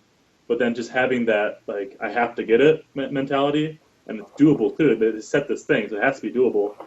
That his overhead press just shot up just because his mind Just about the it standards. The changed. standards went Yeah, up. yeah, exactly. The standards went up. You have to go up the So standards, you know. I think the average lifter just has such low standards. Like, I'm sure the guy's a troll. He's on my YouTube channel recently. He's always like, it's like, oh, where do you get your test from? It's like, if you think I'm on fucking steroids, you have like really low standards. You know, like some people, I see on Reddit all the time. People are like, oh, that girl deadlifted 405. She must be on steroids. Like, you need to fix your standards. Like, you know, Mm. it's not. Yeah, I don't know. But There's just so much that's the like, cool thing about being natural. I find is that like hmm, your the strength standards are like you can get some really good strength naturally. But I've yeah, noticed like size wise, like hmm, don't get me wrong, you know you can still get some great size, but like yeah, yeah, compare like natural bodybuilding.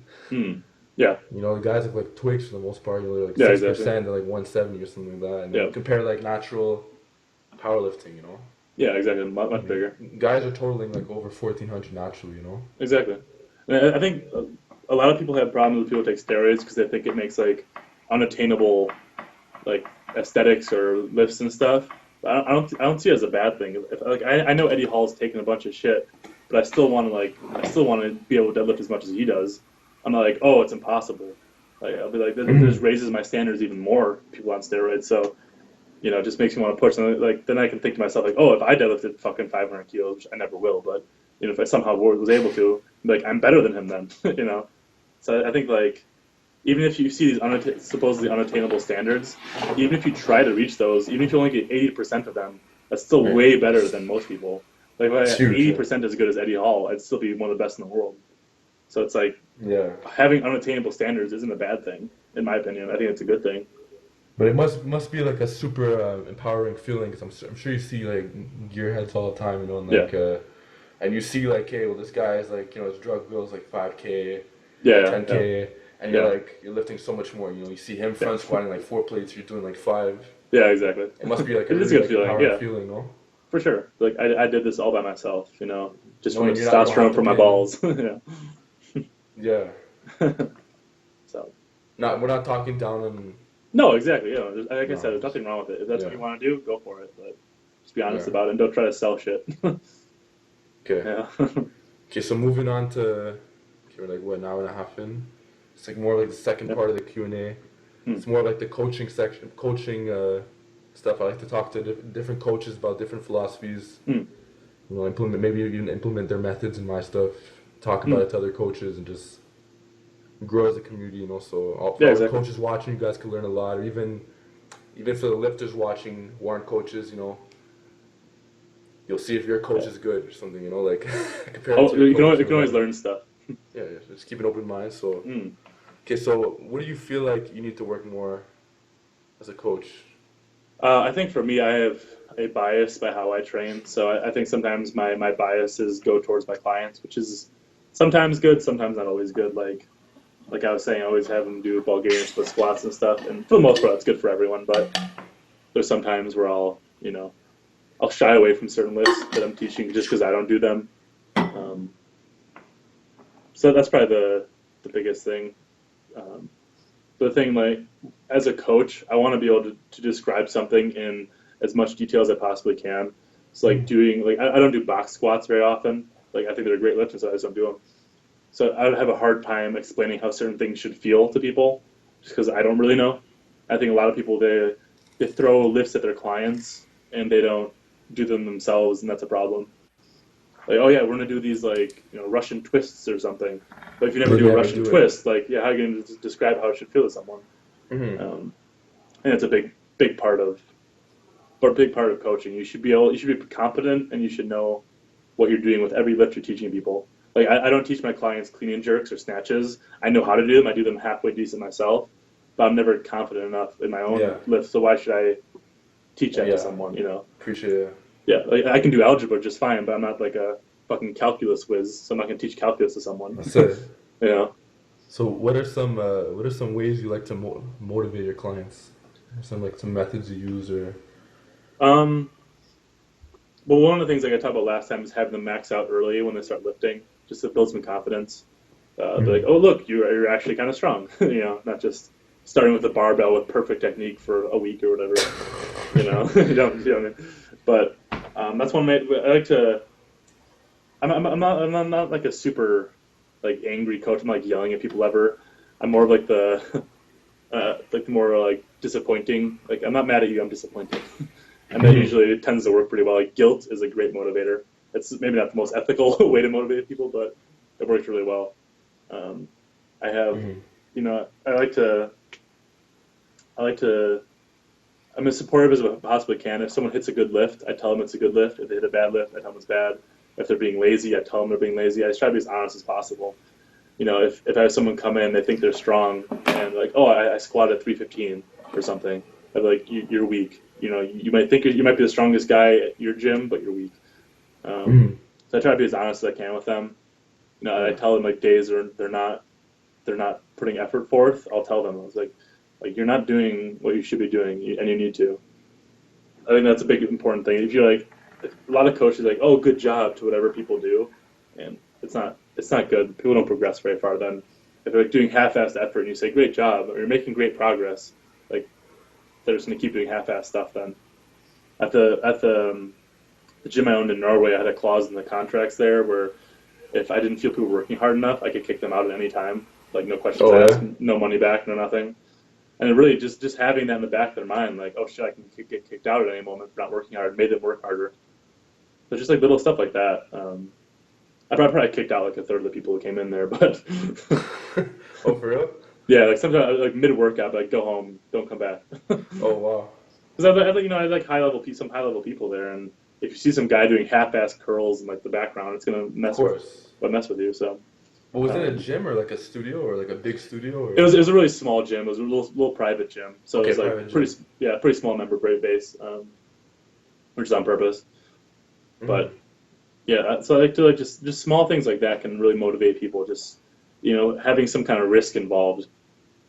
Yeah, if they don't perform or Yeah, they're not like they're like half-assing it. yeah, like one of my clients recently, I was like half joking but half serious. She was like, trying to get her first pull up, and she was physically capable, just mentally wasn't yet. And I was like, if you don't hit this pull up today, I'm not going to train you again ever. And then she did a pull up. She So got it. Yeah. yeah, you just got to put some kind of risk involved. I think that really helps people. It might not feel good at the time when you're doing it to them. Like I felt a little guilty with her. I was like, if she doesn't get this, I'm gonna feel real shitty. But she did it, so you just gotta put some risk in it. I think that really helps a lot of people. Okay. Let's talk about okay, clients want to lose body fat, right? Hmm. What do you what's your method and what are you telling them to do I go to mostly. get that check, like DEXA scans or like I just have them go mostly through diet. Like if they're able to do a DEXA scan, they have the money for it and stuff. Yeah, of course. But for the average person, we just kind of do like like kind of halfway calculate their TDII, um, and then kind of go from there. So you should like let's say that whatever it is, let's say 3,000 calories. So you should have them start right at that and go for 2 weeks eating at about that every day. If they're not hmm noticing a difference, then we'll cut a couple hundred calories out. Go for another 2 weeks. If nothing's happening, cut yeah. another calories. I said just keep going like that. So it's kind of like a bit of experimentation. But it's mostly just how many calories we're eating for my clients. Like as long as they eat like a halfway normal adult, it's not just all fucking Twinkies or Yeah, something. candy from Halloween or something. Yeah, so I just have mostly count their calories to like kind of know what ballpark they're in, and then also kind of develop good habits with eating. Try not to make it a reward system. I think a lot of people, in their mind, like food's a reward for them, and that's so backwards and bad for them. Like, oh, I had a hmm hard workout. I deserve this ice cream. That's a terrible mentality to have. So try to get them away from that, especially where food should never be a reward for anything. No, of Um, course. so yeah, I try to get that out of the way. But yeah, it's mostly through diet. I have people lose weight. We kind of lift normally. If I know they're cutting, we'll probably reduce the intensity and volume a little bit. But hmm um, other than that, it seems to work pretty well. It may not be the most like scientific way of going about things, but it always works. Just No, but it reducing works. calories. Yeah. So Like, And the average, that's pretty much what I do too. It's like you don't have to know the exact number. It's like yeah, just kind of be in you the look like you're ballpark. 13%. You're not. Yeah, Like, why do you have to know the exact like percentage to get exactly, the exactly. 13.72? Yeah. Like, If they're like a professional athlete, then yeah, you need to be more exact with stuff. But 99.99999% of the population doesn't matter. yeah, but even at that, it's funny because like you take different body fat tests, you get different results anyways. Yeah, exactly, exactly. It's like It was okay, yeah, let's talk about like coaching tall lifters, right? yeah, Tall lifters who tend to lean forward excessively, like they're doing kind of mm, like a good morning when they squat. yeah, Because I noticed in the last episode you talked about how you preach more like the front squat approach for beginners. mm, But let's say if hypothetically speaking, they're doing the back squat now, and the yeah, yeah, guy's like 6'6", yeah. he's doing some back squats. Actually, I have a guy like that. He's 6'7". Now I have a tall guy too. He's like Yeah, he's like some Indian guy. He's like 6'4", 6'3.5", 6'4". yeah. I'm It's but I not. want to know your opinion on it though. Like, So what I do, a lot of like tall guys, especially, they're always really uncomfortable in the bottom position of the squat. So that's where I make them hang out the most. Like, first thing I do, like, okay, we're gonna do a 5-second pause squat, and you're gonna hold perfect position. you oh, know, yeah. yeah. So not like super heavy or anything, but have a decent amount of weight so they can feel it. So tall guys, especially, I do a lot of like pause squats, especially. Work a lot on their mobility. Most tall guys have really terrible mobility, so work a lot on that. But yeah, just finding the positions where they feel the worst, and then like getting them good at that position. Hmm. Because for most guys, like tall guys, they're always so uncomfortable in the bottom position. They're always hesitant to go actually deep. Um, so just reduce the weight, go down, pause there, and just get super strong and comfortable in that position. Yeah. Because it's a skill, just like anything else. Really, like short people, they're usually way more comfortable squatting than tall guys, just because the positioning is different, the leverages are different, obviously, but they're also not traveling as far. I think that's part of a mental aspect when you're squatting. If you're really tall and you look at yourself in the mirror, you're just going so far down. It feels like you're so deep, you're not deep yet. But Especially I a lot of traveled long like femurs and stuff. yeah, exactly. But like the one guy, like I say, 6'7" here, and he's really skinny. He's put on a lot of muscle since he started. But I think a lot of tall guys too. I always tell them to eat. Like most tall guys don't eat enough. They're like, oh yeah, I ate what my 5'2" girlfriend was eating the same exact meal portions. Like no, fucking you've Yeah. eaten like 5 times more than she is or whatever. So I Hmm. try to convince them to eat. So it's hard with people, but yeah, a lot of especially with squats, a lot of pause squats. Tall guys. No, I like that answer. Just get them comfortable. Yeah, But you said you also like to make them do front squats, right? Because that yeah. way So I they always start can. with front squats. Yeah. And about the front squat, like, what if they have terrible like mobility, terrible flexibility, and if they can't get in that clean grip position? So there's a few alternatives I use. Like depends on the person a little bit, but like do the what I would call it, like the cross arm Like technique California style, sometimes. whatever. Yeah. Yeah, and then we'll work on mobility separate, and then slowly put them into doing a front rack. The other one, some people it depends on your leverages a little bit, like your limb length. Some people can put their thumb in, which is more comfortable for a lot of people. Some put like the hands, and they'll just put your thumb. And that kind of depends on how long your thumbs are and how flexible those are, but that can be comfortable for some people. Kind of like a Hmm. midway point. And then the last option, like if they have Straps or something. yeah, the straps exactly. Okay. So Okay. My bad. I'm just running through these questions. no, that's great. uh, okay. So speaking of clients and stuff, Hmm.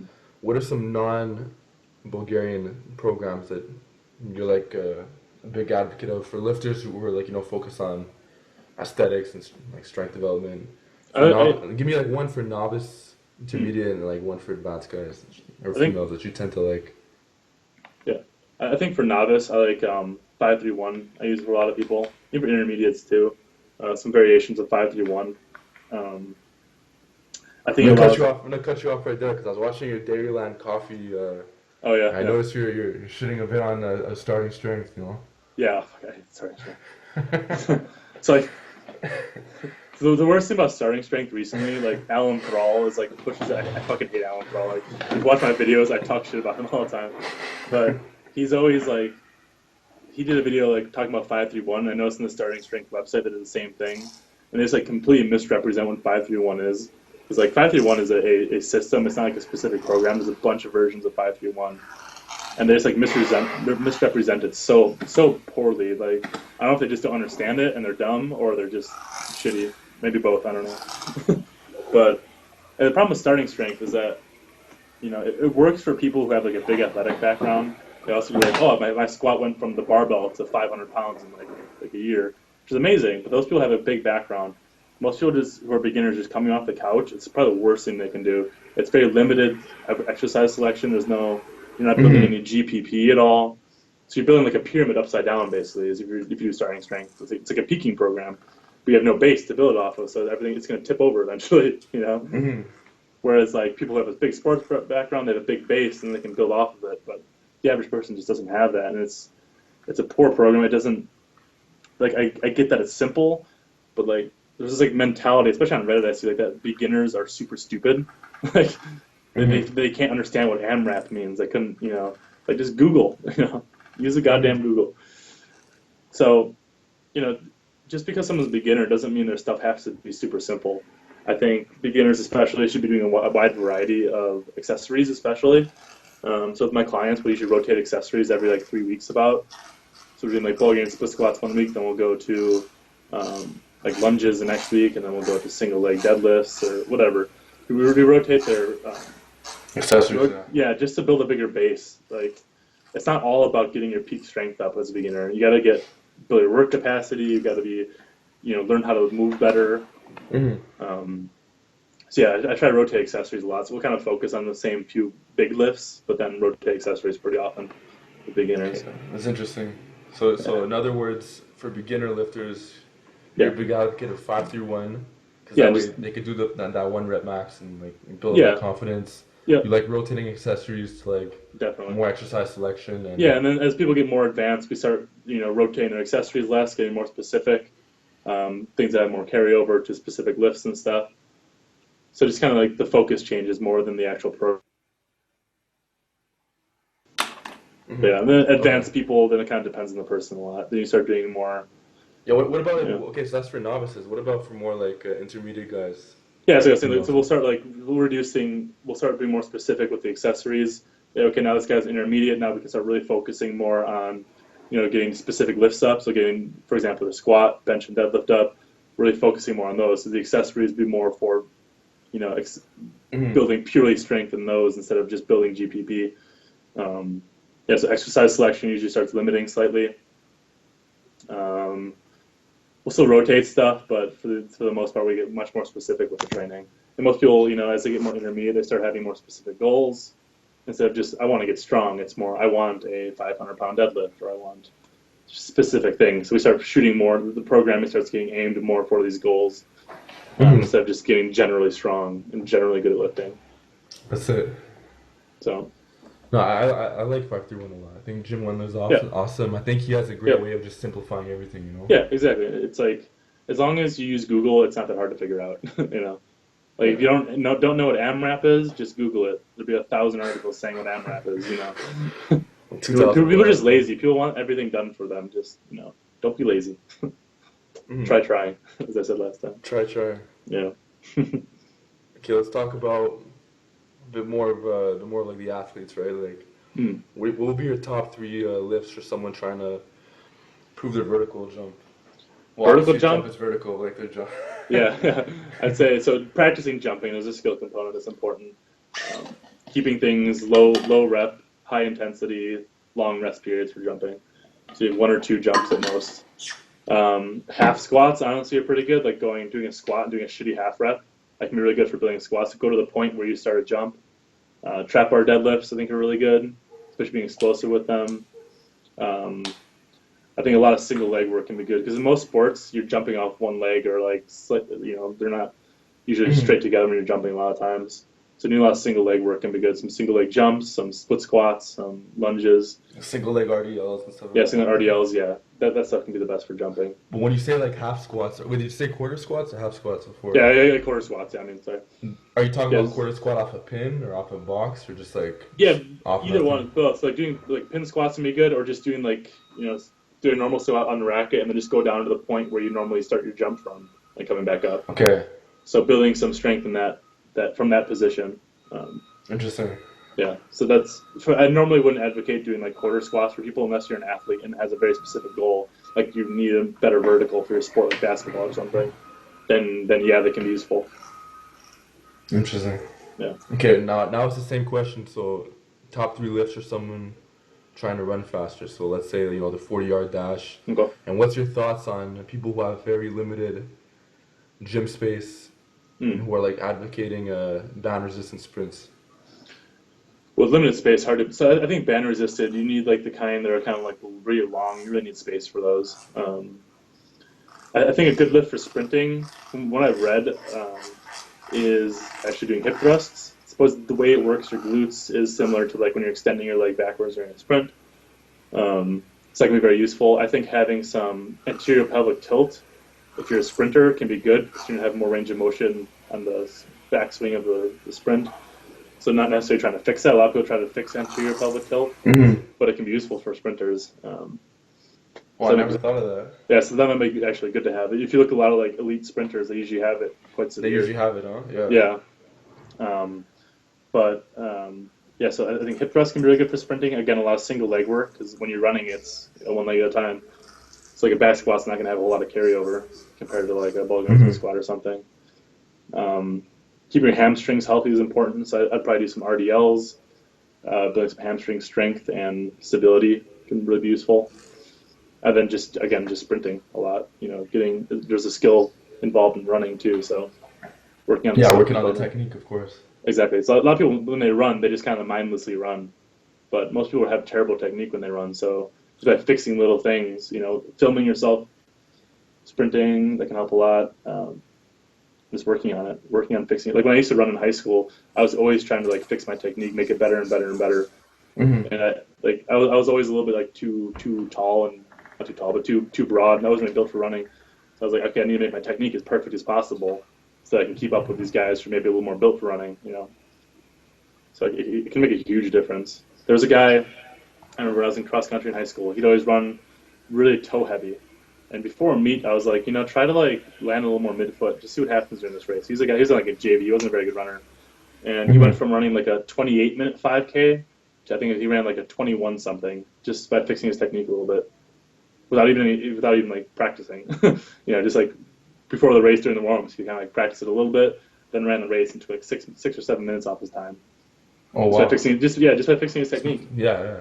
So most people just run terribly. Most people have the worst running technique in the world. So Yeah, I think that's the first thing. Everyone's looking for like the assistance lifts and stuff like yeah, that. When yeah, slime's the main issue, like especially at first, it's for sure the technique. exactly. Like, learn how to run first. Yeah, yeah. Like don't like people try to do everything backwards. Like Learn how to run. I'm a slow runner, so I'm gonna get super strong. Like maybe you're slow because you're slow and you have bad Mm. technique. Fix it. It's crazy because I remember even when I had my had like an ACL surgery at one point. I think it was like a year and a half ago, Yeah, and obviously I'm on crutches and stuff. So I kind of had to teach myself how to walk again because like one yeah, of my, exactly, you know, so exactly. like what's it called? Someone coming in? Whatever. Anyways. I was like type of like when I'm trying, like I've coached people in running before. I don't really do it anymore now, Hmm. but I always like when they're on like slow like recovery jogs. I always tell them like that's the time you should really focus on your technique.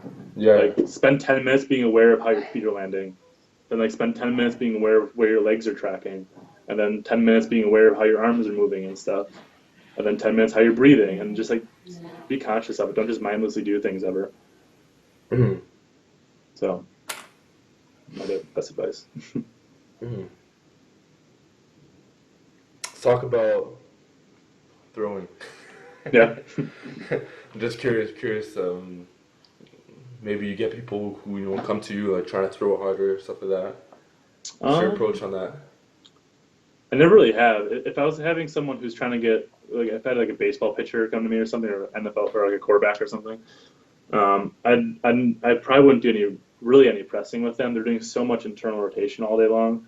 So I would do a lot of Hmm. external rotation. I do what are they called? Cuban presses. I do some of those. Keeping press. Yeah, yeah. Yeah, a lot of like band pull aparts, face pulls, because I think they just really focus on strengthening their back a lot. I think it'd probably allow them to throw more. Then they could probably put more volume into their throwing practice without and also reduce their injury risk a lot. So that's what I Hmm. do. I don't train anyone. I never really have who has to throw, but that's what I would do. Mm. So one guy I train now, he used to play baseball, and he's very internally rotated, and his when I first started training, we were testing his external rotation versus his internal rotation strength. His internal rotation strength was like off the charts on his like throwing arm, but he could like barely do anything externally. So we were really working a lot Mm. on fixing that. That was the first thing we fixed, really. It's a good answer. Yeah. I feel like some coaches like they're so like some athletes they come to strength coaches, right, and like the coaches are like too specific, on the sport, and I Yeah, understand specificity of training is very important. for sure.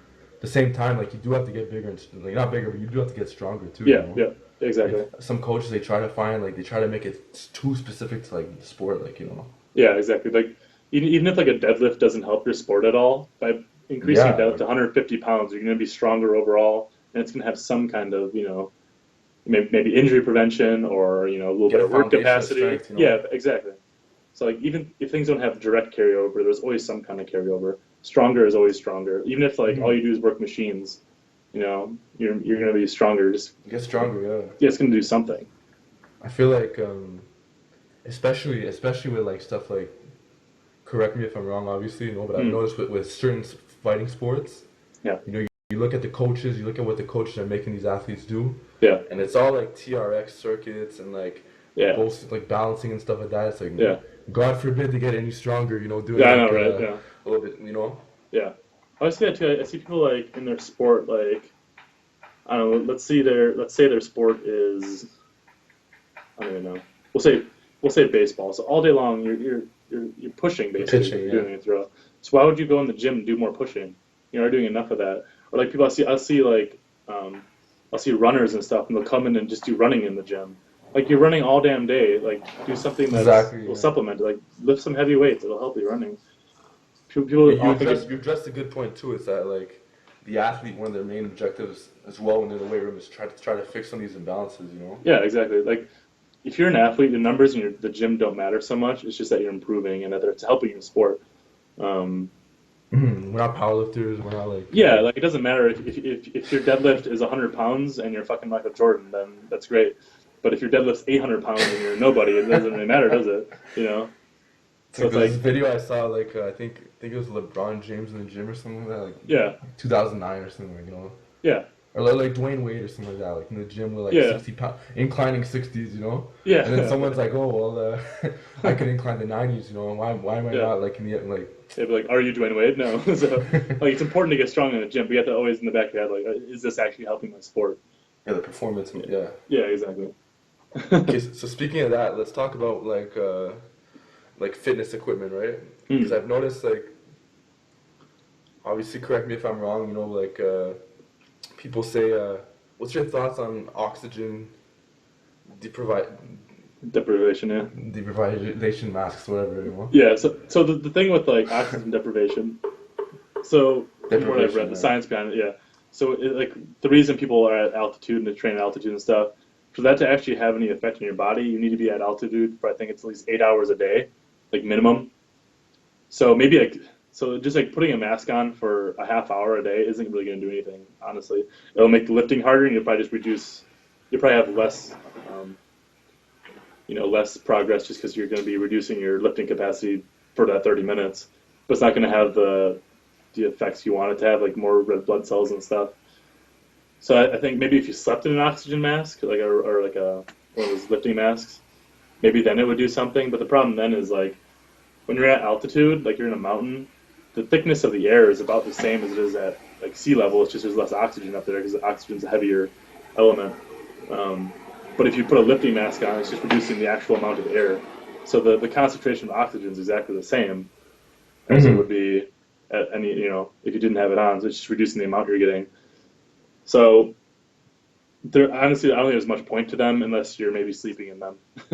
Then it might do I'm not something. really big on them either, but like Yeah, yeah. I was just curious. And I was reading an article on, I think it was Teen Nation or something like that, saying how Mm.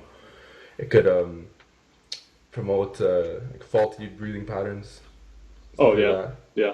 So I I mean, mean, I kind of believe it. yeah. So, I mean, it might do something, but you'd get a Probably lot have more some out. merit. Yeah, but I think you just get more out of like the biggest benefit is just being prolonged periods at these elevations. And a half hour a day is not really going to do much. So I mean, Mhm. you know, might do Okay. something, but Okay, what's your take on another fitness product? This is hmm, more for females, right? Because I get females talking to me. hmm, I've had a good handful in the last like year, yeah, come to me and they're asking me about like waist trainers. hmm, And if you don't know what it is, it's yeah, pretty much like you put it on, like over shocks you, time, right? yeah, get like a get like a slimmer waist, Yeah, you tighten it up every now and then, whatever. hmm, yeah, And it's funny because I even spoke to I had like Q&A with Storm McGill, yeah, and who's like the like he's like the king of those kinds of topics, like anything yeah, related to low back. yeah. And even his answer wasn't even that crazy. He didn't really know much about it. Like he didn't really know much about the product itself. Yeah, and He said like there I've seen wasn't enough commercials like for them studies and stuff. conducted and stuff. Yeah, like But what's your take on it? What's your take on like a waist trainer? Let's say a girl comes to you, she wants to start training with one, or she wants to have one on her off days, or she wants yeah. to like, what do you tell her? I would say if you already have it and if you have the money for it, then it's not going to hurt probably. So whatever, like you use it on your off days, go for it. But like it's probably not going to do anything. It might have a placebo effect, which is a real thing, and that might be helpful. Might If be you helpful, feel like, yeah. oh, I'm getting thinner, even if you're actually not, if you just think you are, it might make you more confident, lift better, and so I mean, if you already got it, go for it. It's not going to hurt probably, unless it gives you a heart attack or some shit. But I Hmm. don't know. Well, people will like typically argue like, yeah, uh, well, if you have this waist trainer on way too tight, it's obviously not good for you. You're suffocating yourself. Then Oh, those the kind. I counter see what you mean. I argument, see what you mean. Yeah, no, I yeah, wouldn't. I think I meant the ones that like electrocute you. no, no, no, no. No, those. No, I would never have someone wear those. I would say don't do them. But then the counter argument is like, oh well, we're not even wearing it tight. Well, it's like if you're not wearing it tight, why are you even wearing it at all? Yeah, what's it doing then? Like, What's it really doing? it's Like, like wearing a belt basically. it's like exactly. Okay. Um, what do you think's the biggest mistake coaches make when trying to like just keep their clients, I think a keep lot of coming people try back to and just like throw things at their clients to keep them interested. Um, like I know it's a lot of, like people who are like new to the training world, they'll like have this like magic program. They're like, we're gonna do this today and this and this and this and this. They do 1,000 different things, and the next day they do 1,000 different other things, just so that their clients like, oh wow, I'm super sore. That must have been a good workout, But then their Mhm. clients never learn anything. There's no real progress. So I think that's one of the big things a lot of trainers do wrong is they try too hard to um, like convince their clients they're training hard instead of actually teaching them how to train hard. You know what I mean? Mhm. It's like with mine, like this will do this. We're lifting heavy because we're doing this because of this. These biological processes. We'll get stronger and that'll help with other things. Blah blah blah blah. So I always try to explain things to my clients. My goal is always with my clients that they don't need me eventually. Um, Not that like I want most of them to come back because they like training with me, not because they need me. It's like at the beginning, Yeah. most of them need me at the beginning to teach me how to do stuff, and whatnot. But eventually, I just want them like if they need to. Like, if I was gone for a week, they'd still come here and know what they're doing. They know what numbers to hit. They know what lifts to Mhm. do. So that's always my goal with clients. Like they should be just as competent with me as they are without me eventually. Yeah, let them fly away and Yeah, exactly. don't feel like don't feel like they always need to hold on to you for the rest of their lives. Exactly. Yeah. Exactly. Mhm. Okay. Okay, so we're pretty much wrapping it up. Close to 2 hours. Damn. Hope you We're guys good. enjoyed it so far. It's a pretty long Q&A. Okay, this is pretty much the last question, then we're just gonna wrap it up.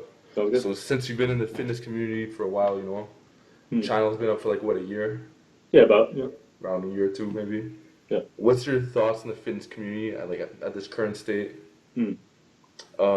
What's your plans for the channel, and where do you see it in a year? Like, where do you see your wisdom? Where do you see your lifts going? Okay. How do you see Um. yourself maturing? Like, Yeah. I think the current state of the fitness industry, it's not very good. The YouTube industry, at least. I think it's getting better. I think there's more channels like ours and smaller channels are starting to take off that are a little more authentic. Like most of the big channels now are just so overproduced. They have like again, I talk shit about Alan Thrall, but it's just like it's all production value. There's no actual.